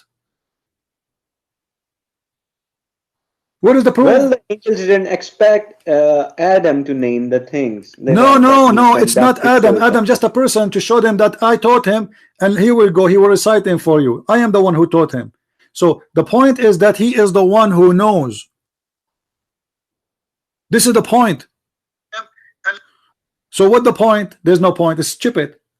This is a story. It's not even for kids, and you are a grown man, 32 years old. You want to believe in this garbage? What can you say? It makes a lot of sense to me, but you are. I mean, it's nothing. So why it makes sense to you? Explain to me. I'm listening. Why it makes sense? If you are the one who named the things, where is the miracle here? My understanding is that angels thought that human is actually a dumb creature or something made of clay and all. But no, this is not the point here. He's saying to them, I know what you know not. It's not. He did not say Adam. He know what. He did not say. He did not say Adam. He know what you know not. He said, I know what you know not. And then when he asked them about the names, they said to him, they said, the glory to thee of the knowledge we have none. Which mean Allah, he proved to them that he is the one who have the knowledge. They admitted now we are wrong, and you are the one who said we are wrong. Wrong about what? Wrong about Adam. So the whole process here to prove them wrong, but this is not prove them wrong. This is prove them right, because Adam did mischievement. Adam was kicked out of heaven, and knowing the names by Allah is a stupid thing, because he is the one who gave the names for those things, and Allah is just playing a stupid game. It's not good even for children. Well, CP, that's your understanding. All right, you know, so, I'm going to switch. I'm going to switch. I'm going. I don't believe that. Fuad, I'm going to switch the conversation. Yes. I don't want to investigate you no more. I want you to prove to me that the Quran is the book of God. That's a very good question. The answer I have for this is reflect on the verses of Quran. If you find them that it's from Allah and it has no contradiction, then it's fine, it's from Allah. If you find mistakes, then what can I do? Because Allah says in the Quran, Allah will mislead the disbelievers with this Quran. Allah will increase them in error. Guys, did you hear it? Did you hear it? Allah will mislead the disbelievers. If we go in the Quran, chapter 4, verse number 88, it says, وَمَنْ يُضْلِلُ اللَّهَ فَلَنْ تَجِدَ لَهُ سَبِيلًا. And the one who Allah deceive, nobody can guide. And we just heard our friend here, Mr. Fuad, saying, well, obviously, Allah, he will mislead the unbelievers by the Quran. So this Quran is not to guide you. This Quran is to mislead you. This is the book of the devil. Not for everybody. That's why Allah says no. You say it. Everybody heard you. Fuad. Everybody heard you saying Allah will mislead the disbeliever. Correct? Yes. Okay. That's correct. So, but when the Quran came, there was no believer except Muhammad. Yeah. So Allah, he will mislead the disbelievers, all of them, which mean all the Muslims, which mean all of you, because at that time there was 0 Muslim when he said that. So Allah will mislead all the disbelievers, but the only believer at that time, it was Muhammad. You can say that. So Muhammad is the first to mislead, to deceive. No, Muhammad was a Muslim. He submitted. No, Muhammad was not a Muslim, my friend. Muhammad, hold on. Muhammad was not a Muslim. Read with me carefully. You know? Yeah. In the Quran, it says that Allah, he found Muhammad lost and he guided. He was lost. Okay, what is that I mean? know that verse. What is Allah that mean? made himself sufficient as well. What does that mean? He was dalan. Muhammad was lost. He was an orphan and lost. Allah guided him. Orphan doesn't make you lost, my friend. Orphan is, you're just an orphan. He was an orphan and also lost. And also, which means in a lost in which way? Lost in which way? Religious way. All right, thank you. So he was a disbeliever too. Yeah. Okay. I mean, so how Allah will misguide by the Quran, will deceive by the Quran the disbelievers if Muhammad himself was a disbeliever? Does not say every single disbeliever will be misled by the Quran. So Allah, he made a book, and this book is a magical book. Some people they will be deceived by this book, and some people they will be guided by this book. Yeah. So what the point? Why this book? This means this book is not from God. And we should do what Allah says. What Allah said? That you should do salah, you should do zakat. This is what will make you go to heaven? And do good deeds, help the poor, orphans. Okay, but this will take you to heaven. Yeah, this is all that will take us to heaven. Okay, how you help how you help the orphan? Well, just look after them, help them out. How you help them?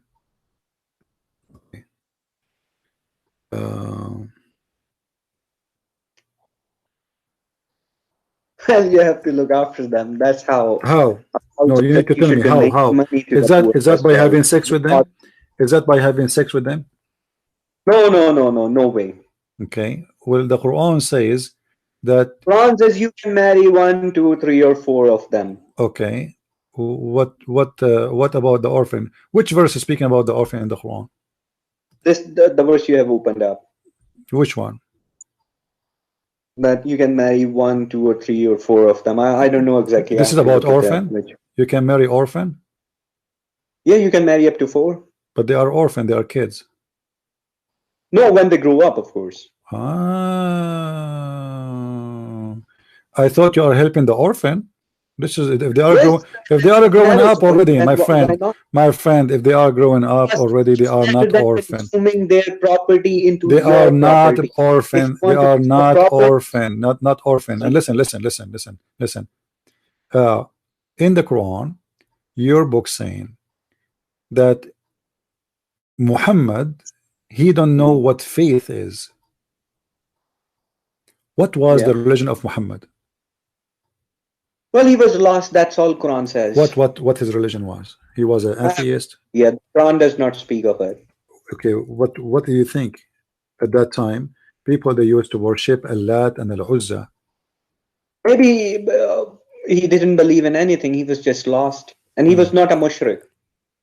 Allah has never called him a mushrik. Allah called him lost. Okay. You see, when you quote for me the chapter of An-Najm, it says that your friend he was not misguided. Why it says what makes he was not misguided when the Quran was revealed to him, of course. Have you ever heard have you ever heard of the satanic verses? Pardon? Have you ever heard of the satanic verses? I mean, come on, CP, even you know that Allah is questioning, do you believe in Allah, Tuzat, and Al-Manat? No, I'm asking you, do you? Okay, but the Quran confirmed that Allah, he received satanic verses. I mean, come on, you can do better than that. Well, here we go. It's in front of you, chapter 22, verse number 52.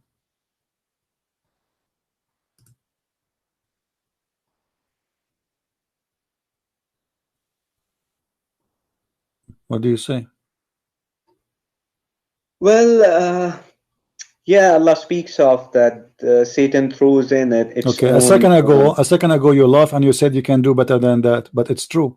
So Allah, he is confirming that your prophet, he received satanic verses. Why you said you can do better than that? About Prophet Muhammad. This is about who? This is about prophets that Satan did actually confuse them.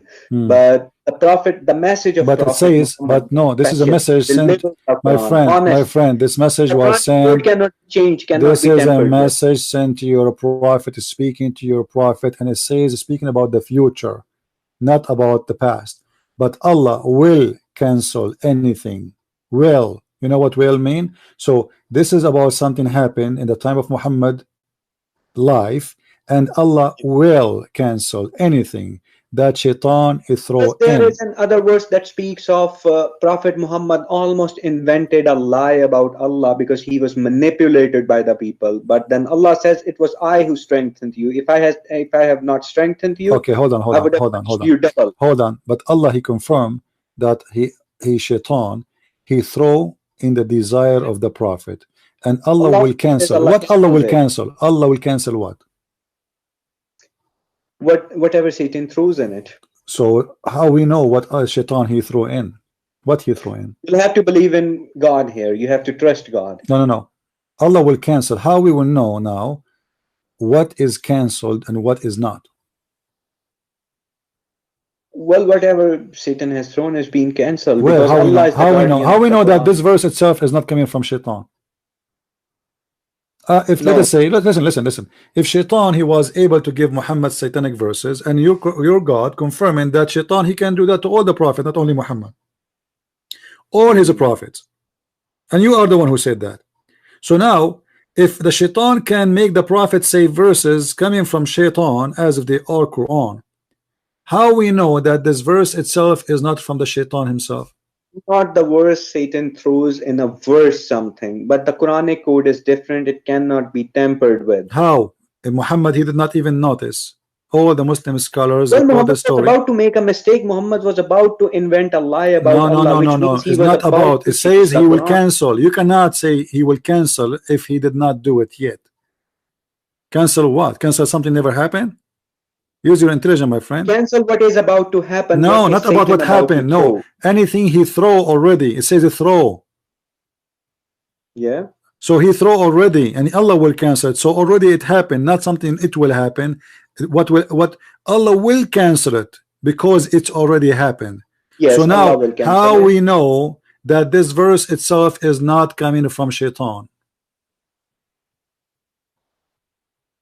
No, this verse not coming from shaitan. How you know? How you know? Been sincere. How you know? Shaitan he will make you. Shaitan he will make you comfortable because now people didn't notice that Muhammad is a fake prophet and he is satanic prophet and he worshipped the daughters of the Lat. So now Muhammad he want to make himself look good. So he said, "Don't worry, be happy. Allah will cancel it."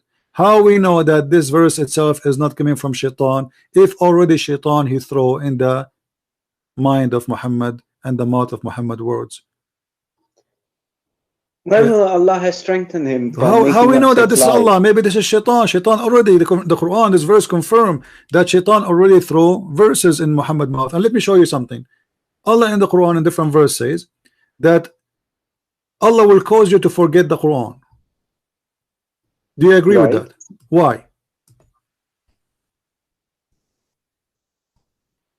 Well, if Muhammad had started issuing teachings on his own.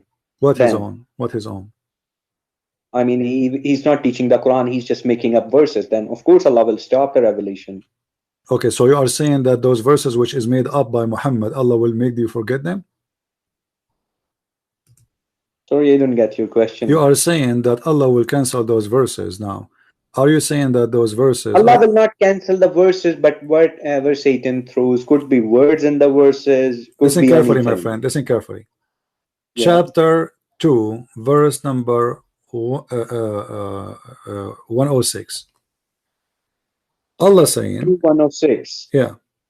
Allah saying supposedly, none of our revelation do we abrogate or cause to be forgotten, but we substitute something better or similar. Why Allah will make you forget the Quran? Well, Allah does not say in this verse that Allah will make you forget. Ma means no, nansakh means Allah does not cause a verse to be abrogated. So Allah never caused any, so Allah never never abrogated the verse, are you saying? No. Okay. But there's verses in the Quran saying you cannot marry from the Christians. You can. You cannot marry from the Christians. And there's verses saying you can marry from the Christians. Ahlul Kitab. Yeah, and there's verses you cannot marry from the Christians. So if if there is no abrogation, then you know. So part of abrogation are you is a lie okay? Hold on. I want to get you right. Hold on, Fuad, I want to get you right. Are you saying there's no abrogation in Islam, or there's abrogation? There is no abrogation in Quran. I don't know about Islam. I don't know which Islam you're talking about. Okay. Let us see.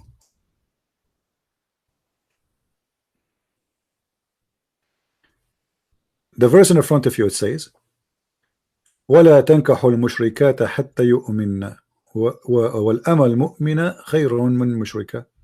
Don't marry or don't have sex with women who they are mushrikat. Chapter 2, verse number 221. Yeah. Okay. Yeah. Okay. But you said the other verse saying that you can marry Christians, correct? It says you can marry those Christians who are virgin. Where it says that? Let me Virgins. Virgins. This so is it says Allah made food of Ahlul Kitab lawful for you. And yeah, let me check. And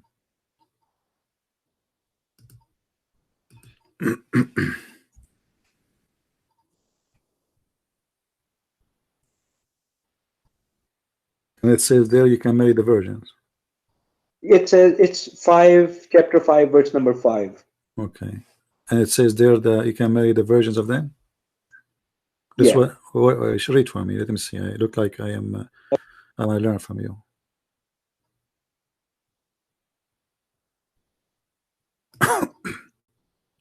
Virgin believers of the book. Really? Where it says the word virgins? Wal muhsanatu minal mu'minati. I mean, this is where it says in the verse. Where is the word? Where is the word? Where is the word virgin? Well, muhsanatu means virgin. That's from the same verse which you see, my friend. Before I told you the word muhsanat. It means the married women. So the mother of Christ was a married woman because Allah calls her muhsanat. Okay. Here you are saying it's mean the virgins, correct? It means virgin. No, it's mean that those in the muhsanat, it's simply the word mean that those who protect themselves, they guard themselves, which means they are not women. Guard themselves. You can say. Of course, but not means virgin. But not virgin. No, not it can be a virgin, but have nothing to do with virgin. However, listen, it's forbidden for you in this verse in front of us to marry from non-believers. Do you agree? Chapter 2, verse number 22. Mushrikeen, it says mushrikeen. Yes, mushrikeen is not the Christian. Allah nowhere in the Quran said Christians are mushrikeen. Are you sure? Yeah. So what worshiping Jesus with God mean? Are they mushrikeen or not? Those who believe I am one of three is a kafir. They have done kufr. So what mushrik mean? Mushrik means one who sets abominations to God, one who associates with Allah. Okay, so Jesus, let us say the Christian, they worship beside Allah, Jesus. Is that mushrik or no? Oh, you believe that Jesus is God, so you're just... Well, those are the Christians, my friend. The Christian you are talking about, they believe in Jesus as God too. What are you talking about? Jesus as God, yeah, that's fine. Jesus is God. So how come that's shirk? Okay, well, the Quran says that the Messiah is one of three, and one of them is Allah. Those who say that God is one of three are kuffar. They have committed kufr. So they are not mushrikeen. No, they're not mushrikeen. But now they have at least three gods according to you in Islam, the Quran. They have Mary and Allah and Jesus. Are they mushrikeen or not? I think that verse speaks of Trinity, where Father, Holy Spirit. No, and the Son. Trinity, but the Islamic Trinity, Muhammad got it wrong. So if the Christian believe that the Trinity is Mary and Allah and Jesus, is that shirk or not? Well, then that's shirk. Okay, so why you are saying to me there's no abrogation? Because this verse says you cannot have a woman, she is from the Well, mushrikeen. this verse forbids you from My mushrik. friend, Not obviously, Ahlul Kitab. obviously you have no idea. What are you talking about? The Quran is, all of it is about abrogation. There's tons of verses in the Quran abrogated. No, that's a lie. Never ever a verse of the Quran has been abrogated. Really? Okay, hold on. Yeah. Okay. If we go and we see, is the alcohol forbidden in Islam? Not really. Not Allah really. says it's footstep of Satan, amalul shaitan. Okay, so is it forbidden or not? No, it's not forbidden. It's not haram. I wouldn't say that. Okay. Allah says there's less benefit in him than. So it's not forbidden in Islam. Let us read this verse. Yeah. Chapter 2, verse number 219. What this chapter says? Chapter 5, verse number 90. What this chapter says? What does it say? It says to I'm you. actually looking at your screen. It says to you. Mine. All right. It says, let us see my screen if you wish. Oh, who you believe, alcohol and gambling and etc. and playing with the stones and arrows and etc. is abomination of Satan handwork. So avoid those things. Allah is forbidding you from doing. Avoid them, but it does not use the word haram. It is haram. It says fajtanibuh. But the word haram is not there. That's the proper word for my friend, forbidding no, something. Okay, you know what? Allah says stay away from them, and that's a good thing. Okay, stay away does not mean haram. Well, Allah also speaks in the Quran that don't pray when you're high. Listen, I'm asking you a serious question. Why would Allah mention such a verse? When I say stay away from it, that means it's not haram? No. Okay. So it's just something you shouldn't do. So all those things, all those away from. There's a big difference. I mean, you're just limiting yourself to halal and haram. Okay, hold on.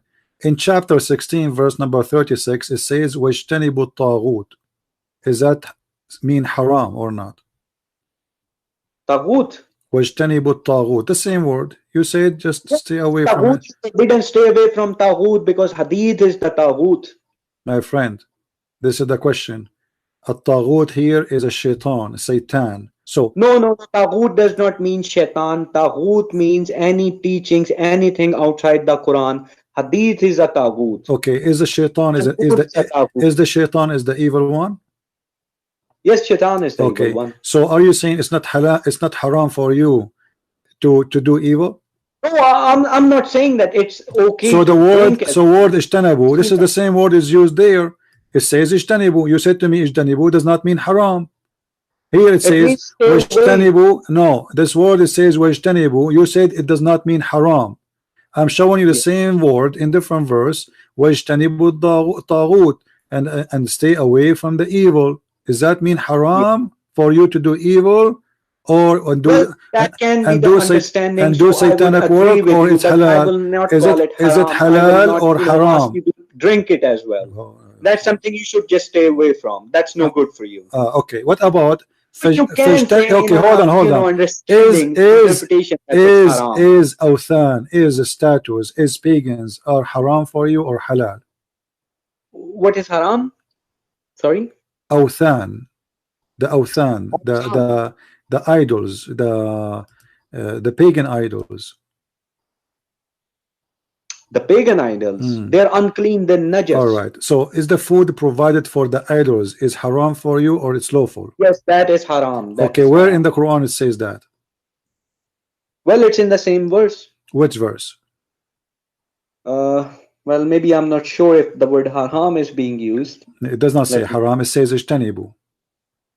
Then okay, I agree with you. Then it means I mean, you see, you make me feel like I'm in a nursing school, so I have to show you 10 verses. I'm not a stubborn person, but yeah, my friend, why you are saying, why you from the beginning you say I'm not sure, and we don't need to go and show you verse after verse and show you that this is what the verse mean. So now we have a contradiction. You said there's no obligation. We go to zero.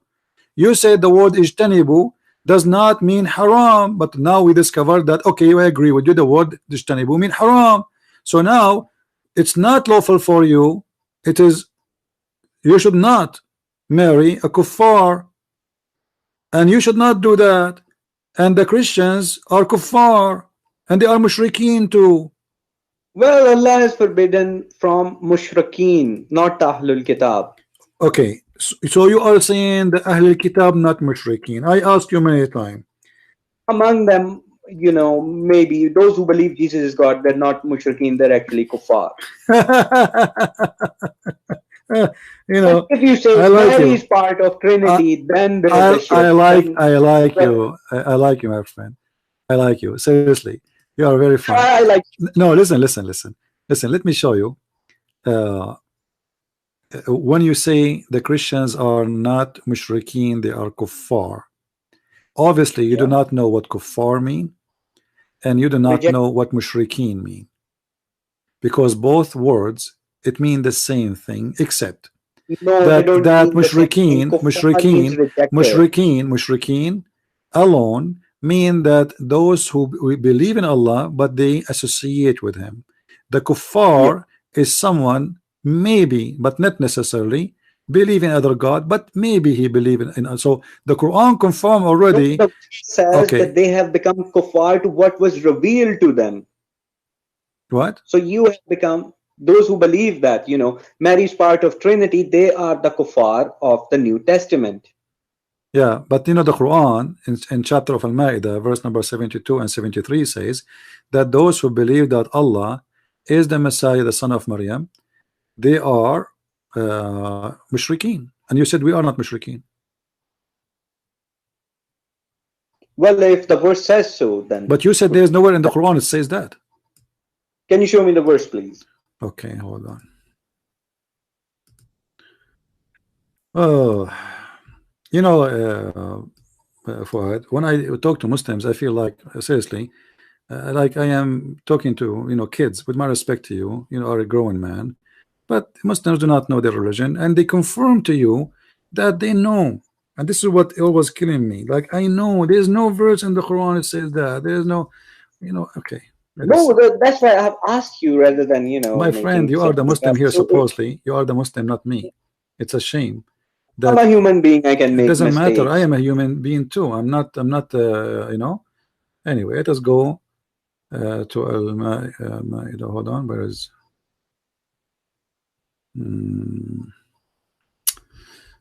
all right.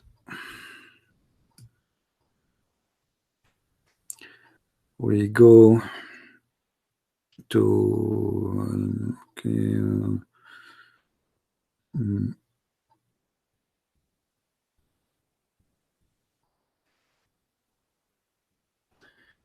all right.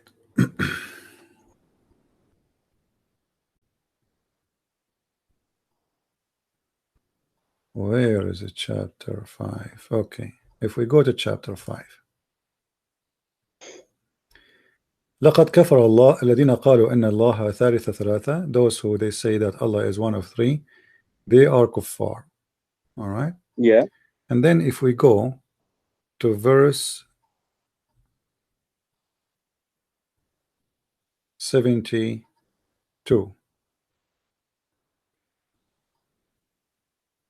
Here we go.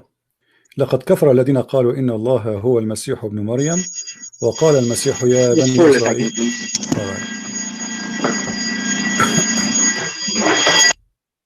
Let me mute you for a second. Okay. Are you back?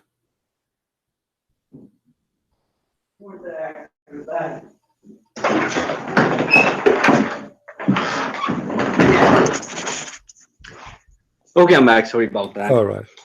Go to verse number 72, please, and tell me what is the verse saying.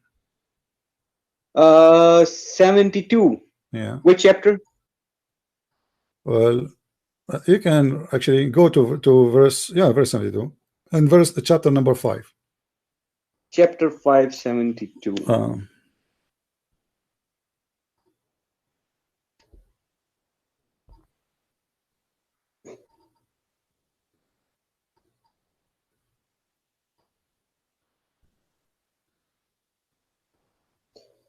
Yeah, I do agree with you. It does speak of different bands of Christians. Some are mushrik. No, there's not some. And This is all of them. They are mushrik according to Islam, and they are kuffar. So not only this, actually, there's many more verses. If you go to chapter 9, verse number 31, it says the same. It says that those who worship their monks and rabbis instead of worshiping Allah and the Messiah, blah blah blah, and then it says, like they are mushrikeen. So you are just ignoring many verses in the Quran, and you believe that you are the one who knows, but in fact this is not true. So now we go back to zero. This is a contradiction. If you don't believe in abrogation, that means there's a contradiction in the Quran. For the Quran says no, that's totally wrong. The abrogation, there's no abrogation in the Quran. So how you cannot marry a believer, but you can marry a believer and a non-believer? How you can one verse says you cannot marry an unbeliever. Huh? Well, you cannot marry such a Christian. The Christian who believes in the Bible and who believes. We believe in Jesus as God. No, the one who does not believe Jesus there is not even a single Christian, my friend. What are you talking about? If you are a Christian, you don't believe in Jesus as God, you are no Christian, and the Jews are mushrikeen too. Obviously, you have no idea what your book is about. Don't you know that the Jews believe that they have a son of God too? They have given that ideology up, so they're not mushriks anymore. Who is that? What do you mean not Muslims mushrik anymore? The Jews. Where they are not mushrik anymore? What do you mean? They don't believe that Uzair is the son of God anymore. No, they don't believe in the beginning, and they don't believe now, because this is a fabrication of Muhammad. They used to believe that nobody believes. This is my friend, this is a stupid mistake of your prophet. There's nobody in the world of the Jews ever heard of someone, his name is Uzair, and they worship a guy, his name is Uzair. Where is Uzair? Who is Uzair? Nobody of the Jews worshipped him. Nobody. No, it says no. وقالت اليهود. No, listen carefully. وقالت اليهود وعزير ابن الله. They worship him as a son of God, and this is in chapter 9, verse number 30, and this is in the time of Muhammad supposedly, but not even a single Jew believe in that. Well, they gave up this ideology. Where do you mean? When do you mean give up? Give me proof. Where do you get this from? Show me one copy of the Torah.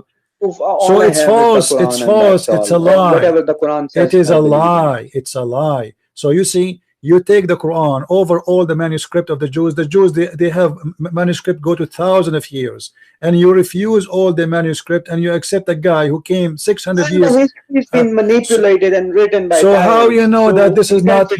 So how you do not know that this verse itself is not a fabrication? Because not even a single Jew. He have a guy. His name is Uzair, and he's son of God. 12 tribes, so one of them. Which one? But no, it doesn't say a tribe. It says no. It says وقالت اليهود. All the Yahud they say that. This is false. وقالت النصارى. All the Nasara they say that. Didn't say some of the Nasara. Wake up. Well, they used to believe that. They just don't anymore. You have a proof? Do you have a proof? Do you have a proof? No, I don't have proof. So how you know that there was never a guy? Yeah, because we have the Torah. We have the Torah. Well, the same. Is just the same as the same. You know, the same. Let me ask you. Let us finish with this, because it's endless. I can show you endless mistakes in your Quran. And my friend Fuad, I don't want to insult you, but your book is the most stupid book ever. I want to ask you, Mary is the daughter. Listen. My friend, Mary is the daughter of who? Imran. Oh no, not. Imran. Okay. Yeah. Who is the father of Aaron or Aaron or Harun? Imran. Father of Harun is Imran too. Yeah. Okay. So that will make Mary the sister of Harun. Yeah. But Mary, the mother of Jesus, exists long after Harun. Well, that's a good one, because do you think there was just one man in the history, Aaron, and that was brother of Moses, and since then never ever any Jew named himself Aaron. So Imran, it's happened that the Quran says that Mary is the sister of Aaron, and it says happened that both of them they have the same father name, and it happened that Harun and Musa's they have a sister, her name is Maryam. I mean, amazingly. Where does Quran speaks of Maryam, the sister of Moses, in the Quran? You don't have it in so the I Quran. don't know, CP, what stories my friend, in this is from the Bible. Your prophet, he learned from the Jews that Aaron, he have a sister. Aaron and Moses, they have a sister. Her name is Maryam. So Muhammad, he thought. The Quran speaks of sister of Moses. Where? I don't know when he was. Chapter 19, verse number 28. Maybe I think so. I'm not sure. This is the mother of Jesus. Yeah. Okay, so how she is the sister of Aaron?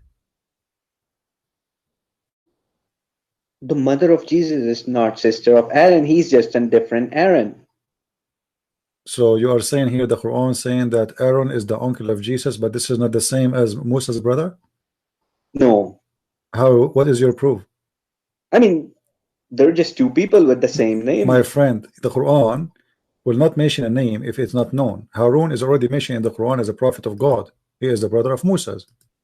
So if you want to say to somebody the sister of etc., then you have to introduce to us that person before you introduce the sister. Well, Allah has not you see, my friend, if I say this is the sister of Fuad, then people they will know that first we know Fuad, right? It doesn't make sense to say this is the sister of Fuad. If people do not know who's Fuad, they will ask me who's Fuad. That's even more funny.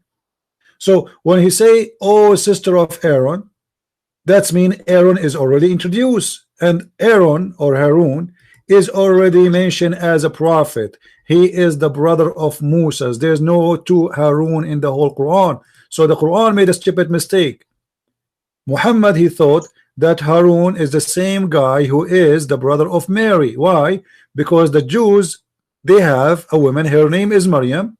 She is the sister of Aaron, and she is the daughter of Amran, or in the Hebrew, Amram. So Muhammad, he thought that this is the same Maryam. Maryam, the sister of Jesus, the mother of Jesus, and Maryam, the sister of Aaron. And this is why we find the story, which you don't believe in anyway, that Kabul Ahbar, which is a rabbi, he went to Aisha and he said to her, but you know, Mary is not the sister of Aaron. And Aisha, she said to him, you are a liar, which means Aisha, she don't believe him when he pointed the mistake Muhammad is making. So this is why we have a stupid mistake in the Quran, believing that Mary is the thing is, you have been reading the silly hadiths, and that's my what you friend. get from I am now proving to you from the Quran. You have no proof that Aaron or Harun is not the same, the brother of Musa's, and there's no way you say, oh, sister of Aaron, without introducing Aaron for me. Because that would be stupid. And the Quran, as you see, all those verses introducing to us who is Aaron already, so we know who's Harun. This is why there's no need to introduce him, because already he's introduced. The story of Harun and Moses already is mentioned many times in the Quran. So now he jumped to say, oh, sister of Aaron, because he do not need to say who is Aaron. He is introducing Mary, the daughter of Amran, the sister of Aaron. So it was an introduction for this woman, who she did get pregnant without a having a husband. Well, that's your understanding. No, this is not my understanding. Otherwise, prove me wrong. Who is Harun? I don't know from where you have learned. No. I want you to tell me who is Harun. Harun, the brother of Mary. You say this is another Harun. How you know? Who told you this is another Harun? Prove it to me. There's only. Let me ask you. If there is only. Is it true that there is only one Harun in the Quran? Only one? No, there are basically two Haruns in the Quran. One is the brother of Moses. Who is the second one? Who is the second one? Brother of Maryam. How you know that this is not the same? Well, they're not same. The time is not same. How you know? How you know this is not the same person? No. Okay. When you say, oh, sister of Aaron, why the Quran did not mention that the father of Mary, she have a daughter, her name is Maryam, and a son, his name is Harun? If you go there in the verse, you will see that Harun and his biography mentioned when Allah has chosen Maryam. Listen. Your God, he mentioned the story of a man who is old. And this man, he brought a son, his name is Yahya. Correct? Yeah. Okay. And then he mentioned a story of a same thing. A person or a man who have only one daughter, her name is Maryam. No, the Quran does not say that there's just one daughter and she's Really? Maryam. Really? Okay, let us see that. Where in the Quran? She would be one daughter. She's just one sister. Okay. Just one woman in the house. Let me ask you. Where in the Quran it speak about Maryam? That she is, how she is born? Do you know? No, I don't know. So how you know that the Quran did not, you know? Oh yeah, I mean the good news was given to the mother of Mary. Okay. That it's a woman. Okay. All right. That she will serve God. All right. And she said, how can it be a woman? Okay. So the wife of Imran, okay, why Allah did not mention that Mary, she is the sister of Aaron in that verse? Here we go. Speaking about that this woman. It's irrelevant. Why? Mentioning Aaron. So is it relevant to tell us that she is a sister of Aaron? What the point to say she is sister of Aaron? Already we know that she is the daughter of Imran. We can say daughter of Imran. Maybe Harun is her younger brother or something. Why? Okay, why you are mentioning his name anyway? What the point? If there is no point. Well, because Allah is telling what people did not know before. That what they don't know. That Mary had a brother as well. You know, you are just trying to cover a stupid mistake. However, you know, Mr. Fuad, we showed already. No. You have no proof of what you are saying. You are the one who make your own assumption. You have to admit, correct? No, I'm not making an assumption. So how, I'm asking you for the last time, what is the proof that this Aaron is not the same Aaron in previous verses? I do not have any proof. So why you are saying this is the same one? Why you are saying the same? He is the same one. Why? Why you are? You know, I want to accuse you. I'm not being rude. I am accusing you of fabrication now. I am accusing you of fabrication because you should not say something you are not sure from. So I'm asking you for the last time. Are you sure? Do you have any evidence that this is not the same Harun, which is the brother of Moses? Well, no, I don't have any evidence. I'll be honest. So why you are saying that to me? It's a matter of belief. Okay, why you are saying that to me? If you have no evidence, that means you have nothing. Well, you're following. No. So you see, you are the one who's following. Why you are saying to me this is not the same person?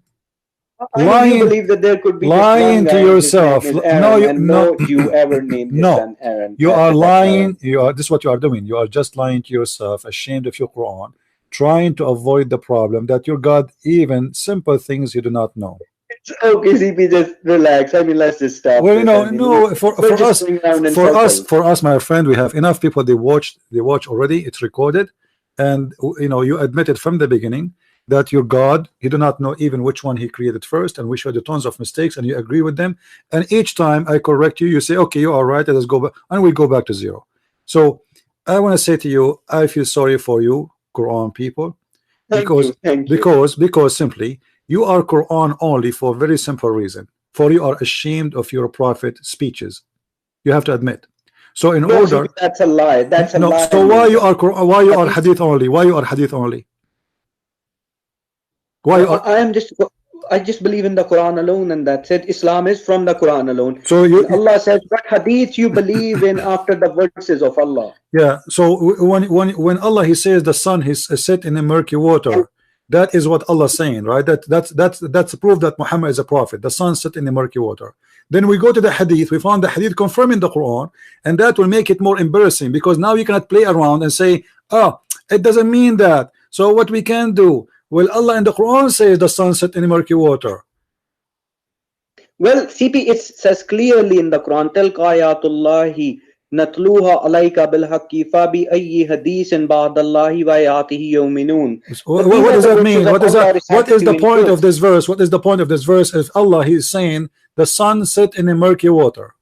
Well, CP, how would you explain, you know, a place or something to a person 1400 years ago? Maybe so Allah have to compromise. You know, Allah, you would have course, are you saying to me? Okay, you are waters. All right. You are saying that Allah, and when you see the sunset, that means you have reached that place. So Allah, He was speaking to naive people, playing naive with them. Yeah, of course, Allah is not going to give them Google coordinates or something. But nobody is asking Allah to say the sun set in murky water. You don't have to say so. Why He is giving them wrong information? Well, that's not the wrong information. What do you mean that wrong information? Do the sun set in murky water? No, it seems like. That's metaphorical. It doesn't say it seems like. It says فَوَجَدَهَا, and he found it. Yeah. Did he really found it? Did he really found the sun setting in murky water? If I say it seems like the sun is setting, it doesn't say it seemed like, my friend. Stop fooling yourself. It says حتى إذا بلغ مغرب الشمس, until he reach. Yeah. بلغ, reach a place. It's a location where the sun set. It's not Zulqarnain talking. It's Allah talking. It's Allah talking. Yes, that's right. وجدها, he found it. It's Allah talking still. He found it. So Allah reporting a fact. He found it sitting in hot murky water. And وَوَجَدَ عِنْدَهَا قَوْمًا, and he found next to it people. So next to that place he found people. So this is a location where the sun set. Yeah, of course. It would seem like the sun is setting in the murky My waters. friend, don't say it seemed to. He didn't say it seemed. He says until he reached the place. But that's how Allah speaks. Don't forget the fact that Allah wishes also to mislead many with this Quran. So the purpose of this verses here is to deceive us and to make us believe that the sun set in the murky water. What the benefit? Well, that's for you, CP. That understanding is really. No, you are the one who believe in this, not me. I don't believe in one word in the Quran. Let me tell you, my friend. Let me tell you something very. With my respect to you, let me tell you something very stupid. You said. You said this Quran will mislead many. A book cannot mislead anyone unless you believe in it. Do you agree?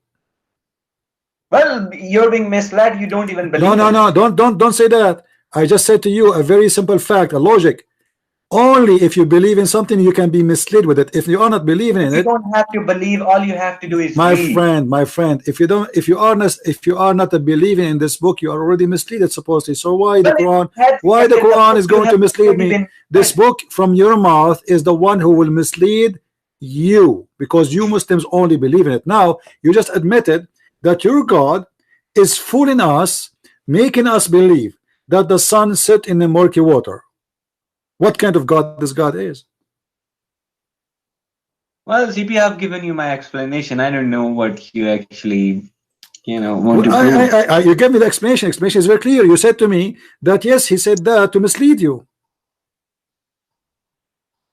Yes, but that's how you explain a situation 1400 years ago. So Allah 1400 years ago, he was working full time as the devil. So he starts saying to us fiction lie story that the sun set in the murky water. He found where the sun rise. He found where the sun set, and he built a dam between the people of Gog and Magog and fictions and flying. If the sun sets towards the mountains, then I would say sun is setting in the mountains. My friend, no. He is saying it clearly, the sun where it's set in a murky water. Like. No, it doesn't say it seemed, and you admit it. It doesn't say it seemed like. He said he found it. He is reporting a fact. When I say and I found it, it's mean I'm repeating it. I'm stating a fact. If I say to you, I went to the room and I found my dog barking, that's mean I found.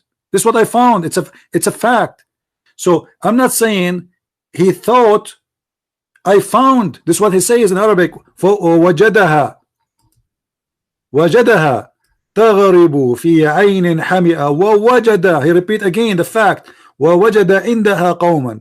and he found next to it people. So it's a location where the sunset عندها, imagine it says عندها, which means and the shams, next to the sun. Imagine, guys, next to the sun, where the sun set, next to the sun, he found people live there, you know. And those people, they ask Zulqarnain, which is coming the story from Alexander the Great, fiction story, to build for them a dam, because there is people, they are called the people of Gog and Magog, and those people, they are very evil, and they want you to build a dam between us and them, and then they will not be able to go and destroy the earth. And according to Islam, there is a dam until now exists, and this dam is holding the Gog and Magog people. And Gog and Magog, they are like ants, like by trillions, not billions. Can I ask you, Mr. Fuad, as long as we are here, where we can find this dam and Gog and Magog? Pardon? Where we can find the dam which built by Alexander the Great or Zulqarnain and Gog and Magog? Where we can find Gog and Magog? I don't think we can find it. Where, Allah so has hidden it. It will be broken on the day of judgment. They are hidden, but this is a mountain where the sun set. Yeah, it's in between. It might be covered or something. Maybe humans can, find it. Just like the Ashabul Kahf. Guys, Allah, He hide them. But remember, my friend, this is a big dam between two huge mountains made from copper and iron. How you can hide thousands that? of years ago? Don't forget that. It might be covered in dust or something. Maybe mountains now. And now, what happened to the people of Gog and Magog? They're still alive inside. By billions. Inside Could where? be. Inside I where? don't know. Inside where? Inside the dam. Where? How big this dam to have billions of people there? I don't know. Allah also says that when the dam is broken, they will descend from every elevation. So I don't know. Must be true story. Do you think that this dam is in Somalia?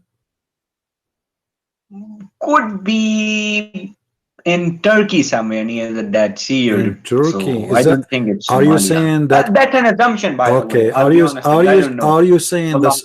Are you saying the sunset in Turkey? No, I mean the murky water. It could be the Dead Sea. The Dead Sea is not in Turkey, my friend. Well, it's near somewhere. It's around. It's around. Yeah, the Dead Sea. The Dead Sea is the murky water. Okay. Well, anyway, thank you, Mr. Fuad, for calling us. Was happy. By the way, we have just one, request for you that making fun of the Quran. That's not the right track. Muslims, they don't believe in the Quran anymore. You know that Sunnis do not even know the Quran. My friend, hadith, I'm not making fun of the Quran. The Quran is the book of the devil, and it is the enemy of mankind. This is an evil book, teaching man to beat his wife, teaching man to have sex with the children. If it's your way of taking revenge on the Muslims or something. I'm not taking revenge of anyone, my friend. I'm trying to save you, my friend. I'm not revenging from you. I'm not fighting you. I'm not killing you. I'm helping you to see that this is a devilish book, a book who promise you that when you go to heaven, you are going to have women restrained for you in your tent. I mean, what kind of God this God is? This is not even a pimp from Las Vegas. I do not need women restrained in my tent. What kind of a promise this promise? What kind of God? Listen. What kind of God he promised me a couch in heaven? Are you serious? I will go to heaven. Imagine the American, they send me in a spaceship and I travel for 80,000-90,000 years of flight, and then I arrive to the heaven, and then I found that waiting for me there's a couch and a pillow. What kind of God he promised me a pillow? And this pillow, listen, and this pillow, and as big as the heavens. Listen. Do you know where is your sheet made in? Do you know the sheet of your pillow is made where? The cover of your pillow? Do you know? No, what do you mean by it's made in Iran. You know what kind of God he promised me? Promised me a sheet made in Iran. What is that? What kind of God? My friend, come to my house, huh? I will walk you in the street and I will show you how many couch you can see in my area. People they throw every weekend and nobody take it. A God, he promised me a couch. Do you think he is God? Do you think really is God? God has promised you Jannah as big as the heavens you see. My friend, I'm not talking about the heaven, how big it is. I'm talking about that this heaven, Allah promised me in it a couch. No, arsh does not mean a couch. What do you mean? It means, you know, Allah will give you rank, Allah will give you house, just like Mary prayed to Allah that, you know, build my house next to yours. That does not mean Allah will give her a couch or something. That's just metaphorical. Really? Metaphorical? Ah, okay. Well, I don't know. There it says that you will be reclining in those couches, and Allah, he is going to provide you with those couches, which is covered by sheet made in Iran. It's called, from a fabric, it's called istabrak. Is that true? Made in Iran. Iran, yeah, it says there istabrak. Istabraka is a fabric made in Iran. You think I'm joking with you? What do you say? Seems like. Okay, I'm not joking. Hey, the verse in the front of you, chapter 55, verse number 54. So what do you say? What kind of God he promised me? Chairs, couches, well, life of luxury pillows, he promises you. and you will wear a bracelet made from gold. Is that correct? Well, I think so. I'm not sure about that. Why you want to wear a bracelet? What is the price of gold in heaven? Allah says you can have anything you wish for. No. He is going. No. It's not about you will have. He will make you wear them. Why he will make you wear bracelet from gold?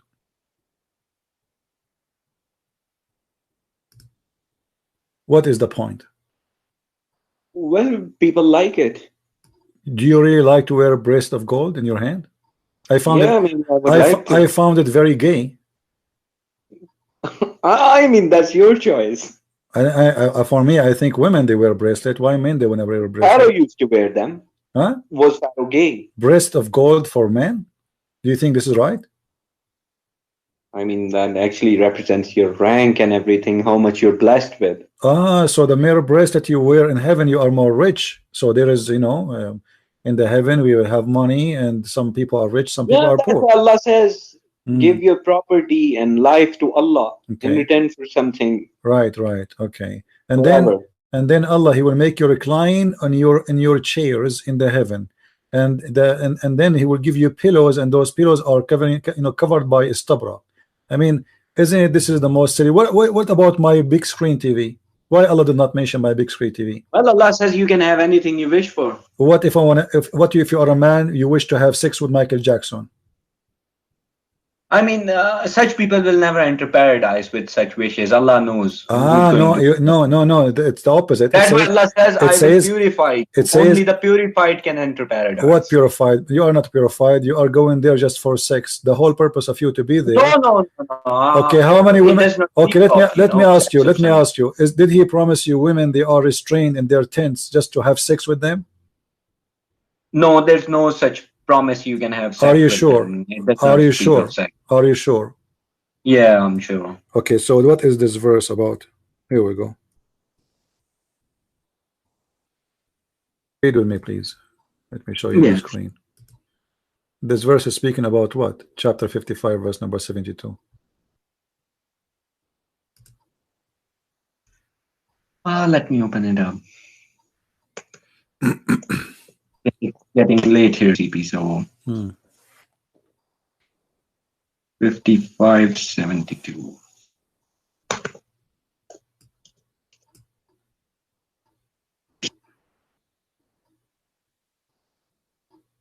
Fair ones reserved in pavilion. What those? It says there. It says there that they are jailed. Maqsurat in Arabic. Maqsurat. They are jailed in their tents. No, maqsoor mean reserved, not jailed. How you reserve? Okay, tomorrow I'm going to go to Las Vegas, and one of my friends he reserved for me 10 hookers. What do you mean reserved? But That just means reserved. They're just reserved for you. No, but, my friend, you the know, word, chaining, that's the a bit too word far. maqsurat is It coming does from not the word. find in way The as word restrained some, maqsurat is coming from you. the word maqsur, which means they are jailed. And you can read all the Muslim translation, starting from Yusuf Ali, Shakir. It is about women who they are jailed, and those women, they are only for those men. I mean, something's wrong with those translators. That's totally wrong. Okay, what the translation you agree with? My friend, Maqsoor, what is especially for you. what is I mean, we do have this word in Urdu okay, as well. okay, what is the translation you accept? Who is the translator you like? I would accept the Arabic word as it is because it's part of But Urdu you do not as speak well. Arabic. Do you speak Arabic? How you accept the Arabic as it is, but you don't speak Arabic?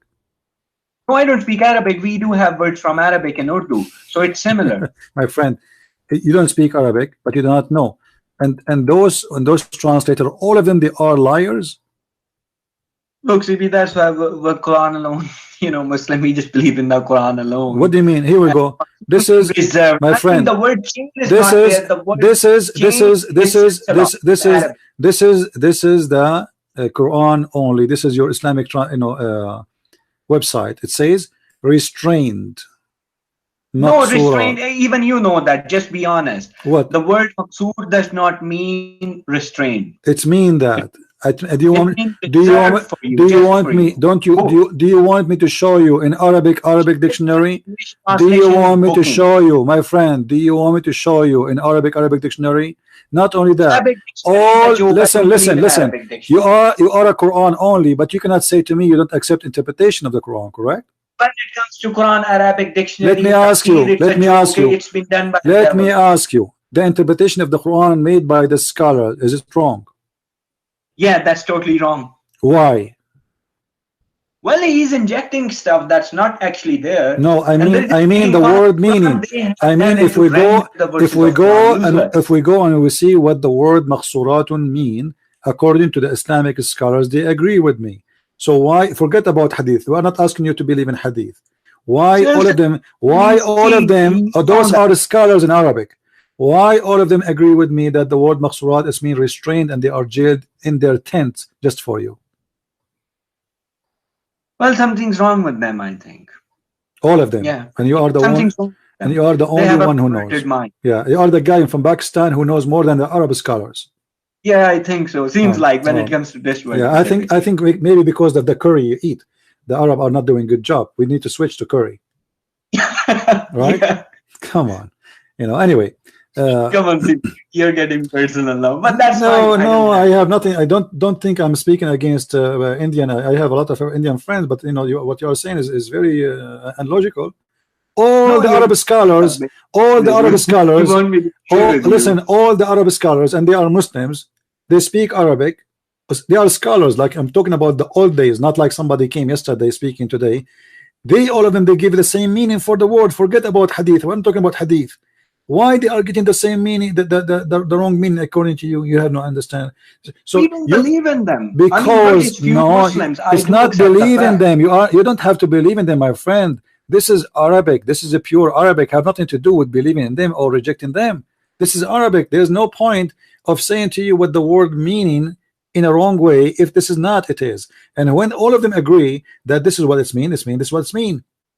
So well, that's the poor understanding of the Quran that has led to wars, chaos, and violence. My friend, your Quran is the book of violence. This is your Quran says. Okay, let me ask you. Do you agree? Do you agree with cutting hands and legs of people from opposite direction?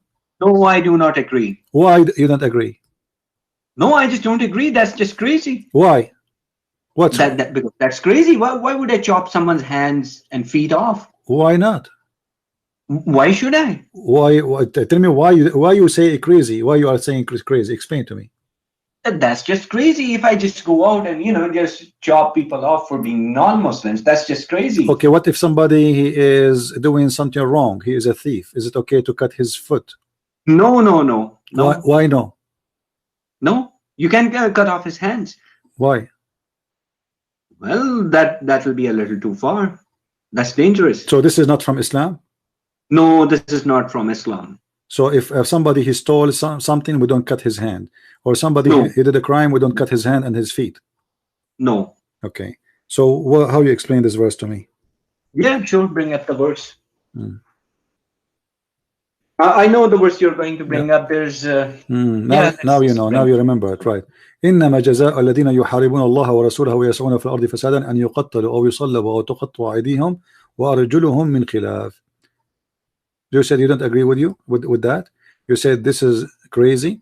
You said this is so far. Okay, where's the word chop off their hands? Where's that? It says أو تقطع أيديهم وأرجلهم من خلاف, which means if you cut the right hand, you cut the left leg with it.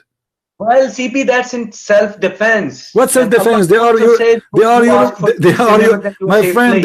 They are. This is about thieves. What self-defense?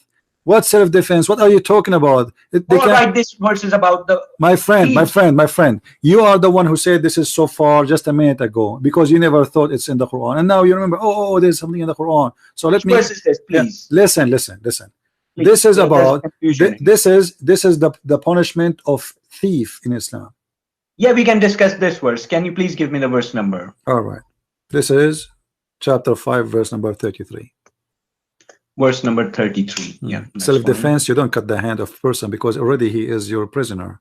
You don't put him in. It's not about the verse 533, right? Yeah. Indeed, the penalty for those who wage war against Allah and His Messenger.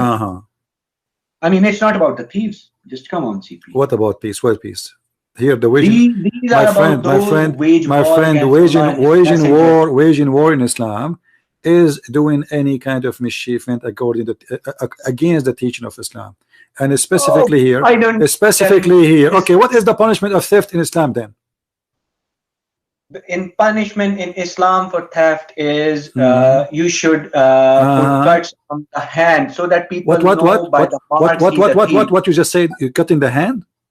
No, I didn't say cutting the hand. So what the punishment? What is the punishment? The punishment is to put a mark on the hand, just a cut. Where you get this from? Where you get this from? Well, it's from the Quran. Just bring up that exact verse. Show me. Yeah, can you bring that exact verse? Because this verse is some other verse. Where word? What? I want to learn from you. Where in the Quran it says that the one who is a thief mark his hand, don't cut his hand? Show me. Can you bring the verse about the thief? About what? About the thief. This is the verse about the thief. No, this is not the verse. This is the word. This is the verse about the thief. Right. Let me look that verse for you.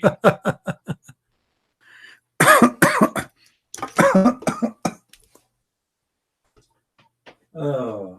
Well, that's chapter 5, verse 38. Oh, Lord have mercy. What you said? I was away. Yeah, 5:38. Chapter 5, verse 38. Okay, what 5:38 says? Show us. We are reading. Well, it says as well, the translation is wrong actually. It says the thief, the male and the female, amputate their hands in recompense for what they have committed. The Arabic word is qata'u. What qata'u mean? It means to just put a cut on their hands, just a cut. Really? I mean, not chop off. Really? It says, my friend, let me get you another. my friend. Are you a student of Zakir Naik? I mean, this is a big fat lie. Iqta'u mean to cut their hands. You see, let me tell you. Fawad, let me show you. Let me tell you something about Muslims and how naive they are. When I showed you this verse, I told you this is about the thief. You said no, right? You said no, correct? Qata'u does not mean no. Hold on. Here it says وَتَقْطَعُ أَيْدِيهِمْ. It says the same. And then you say to me, this is not about the thief, this is about, so you agreed it's mean cutting the hands. You agreed, it's the same word. It is the same. I have another it is the same word. Listen, it is the same word. How come here you agreed that this is about cutting hands, but then when you go down a little bit, few verses after, the same exact sentence, تَقْطَعُ أَيْدِيهِمْ. You said this is 12:31. My friend, let us stay here. You are the one who quoted the verses for me. You are the one who said to me, go and read verse number 38. You are the one who did that. وَالسَّارِقُ وَالسَّارِقَ فَاقْطَعُوا أَيْدِيهِمْ. It speaks of the same word kata in 12:31. Okay, the use of. Can you show me one dictionary? It says. I'm showing you. The Quran is the dictionary for the Quran. 12:31. that when Yusuf came to other woman, when you know, her master revealed her to other woman that why she committed such a crime, she gave them knives in their hands and they cut out the finger. The cut out does not mean they chopped off their hands.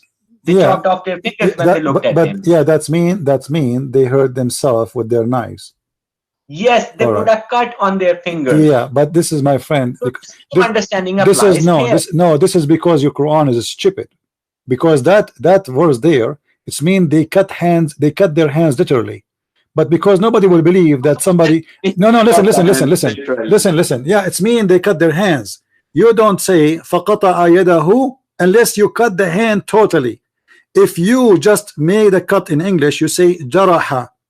You don't say qata'a. So the stupid Quran, because he is very bad in Arabic, and the Quran is full of Arabic mistakes, by the way, it's the most horrible Arabic book ever you can imagine. But because you don't speak Arabic, we will not go to the topic of the grammars. If you listen. Quran, you have listen. To if we go right now to Arabic dictionary, do you agree to see what the word qata'a mean? No, the word qata means just putting a cut on the hand and that's it. Do you agree to go to Arabic dictionary? No, I do not believe in the dictionary. Why you don't believe? I believe in the Quran alone. And the Quran says cut the hands. Okay, hold on. How you know that here he meant just to make a cut in their hand, not to cut their hands? How you know?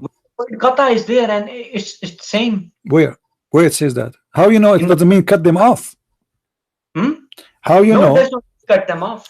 Okay, how here in the verse before you said and you agreed that here when it says qata'a, to qatta'u aydihim, you agreed that it means to cut their hands and legs off. You agreed, but you said this is about war. How you agreed with this if this is the same sentence, the same word, to qatta'u aydihum wa arjuluhum?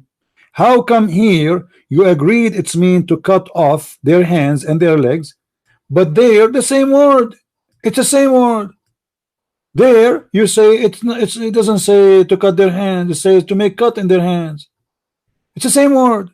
This word does not mean chop off their hands. My friend, how come? Okay, just three verses before you agreed with it, it's mean to cut off their hands. It's the same sentence, the same word, and the same chapter, and both of them actually speaking about theft, because this is here is about a bunch of guys. They run away with the camels, and supposedly they steal some camel, and then they one of them, he killed the shepherd. Muhammad, he brought them, he put nails in their eyes, he crucified them, he cut their hands, he cut their feet, and he made them die slowly in torture way. This is how disgusting your prophet is. The verse there speaking, repeating the same thing again, making it more clear that the one who do a theft, you cut his hand, and there is not a single Muslim in the world don't agree with me. So what kind of a Muslim you are? Where you got? Okay, let me ask you. Who is the scholar? Listen. Like Taslimu. My friend. Who is the scholar? You're a scholar who gave you this meaning. Is that your invention or a scholar teaching? Well, that's how the Quran speaks. No. Don't tell me this is how it's called. I'm asking you, did you learn this from somebody or this is your invention? No, it's not my invention. So who is the one? Okay, who is the one who told you this? That this does not mean cut hands.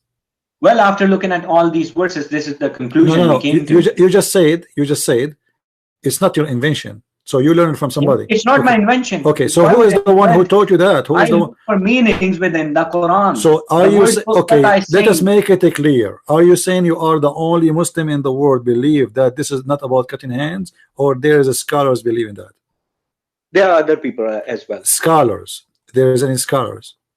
Well, I don't know if they call themselves. So there's no scholars. They are just a bunch of Abduls like you, come with their own fictions. A guy who calls himself a scholar is a scholar. So you are just a Abdul coming with your own fiction and own meaning out of all the Muslims, and you want us to. Okay, that's fine. Okay, whatever you say. All right, my friend. Well, thank you for being here, Mr. Fuad. Yeah, thank you. I hope that's you have a good time with us, and I hope you learn something good. But take my advice.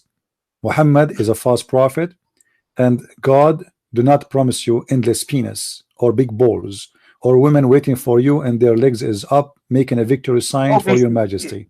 God, my friend, is not a pimp from Las Vegas. God don't teach to beat the wife. God don't teach how to have sex with the children.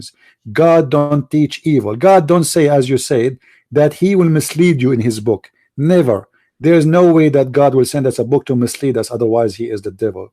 Your God is a devil. This is why we see in the Quran chapter 5 verse number 14, it says that Allah will spread hate and enmity between the Christians until the judgment day. Your God, he target us for a very simple reason, for we are the true people.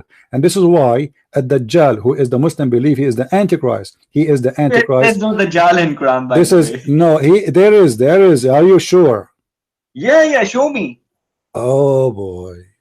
I mean, I'll be thankful if you can. Okay, hold on. So you are just saying there's no Dajjal, right? No, there's no Dajjal. Okay. It's a Christian concept being infiltrated in Islam.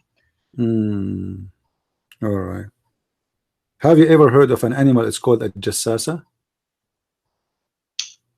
There's an animal mentioned in the Quran, but that animal will speak on behalf of Allah. Daba, it's called. Okay, this animal is what? No one really knows. What this animal? So this animal will speak behalf of Allah, right? On behalf of Allah. Okay, does that mean she is a prophet? No, not prophet.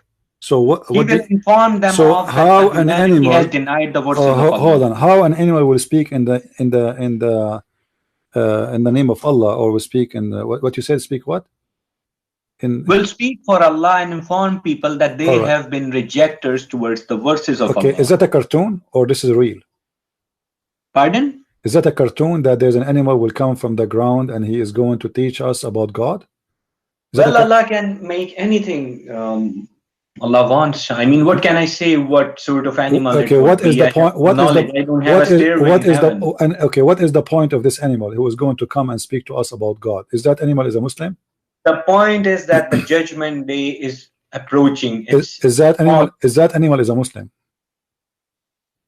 Well, you can say that. Yeah, sure. So this is a Muslim prophet animal. No, it's not a prophet. It's not making any prophecy. It's just telling people that they have been kafirs till Well, now. you are saying to us, no, hold on. You are saying to us that this animal will speak for Allah. Yeah. Okay. What he will say? That people have been rejecting the verses of Allah. That's all. So the animal will say to us, it will come to he will call me in Skype, and he will say to me, Christian Prince, I am an animal sent by Allah to speak to you. How this animal look like? Look like a chicken, a duck, a rabbit, a camel? How he look like? I don't know. Allah knows. Wallahu alam. Allahu alam. And is he big or small? I don't know. How we will know that this is not an animal made by Apple store or made by Microsoft or fake? How we know that this is the animal? What if maybe Shaitan will come in the shape of an animal? What do you think? Well, it will not be, you know, a robot or something. It will be some biological creature, might be. Ah, okay. So, is it true that this animal is going to have the stick of Musa and the ring of Solomon? No. I mean, that's just nonsense. Okay, what happened before you go? Like almost we are up with time. What happened to the flying carpet of Solomon? Well, I don't know.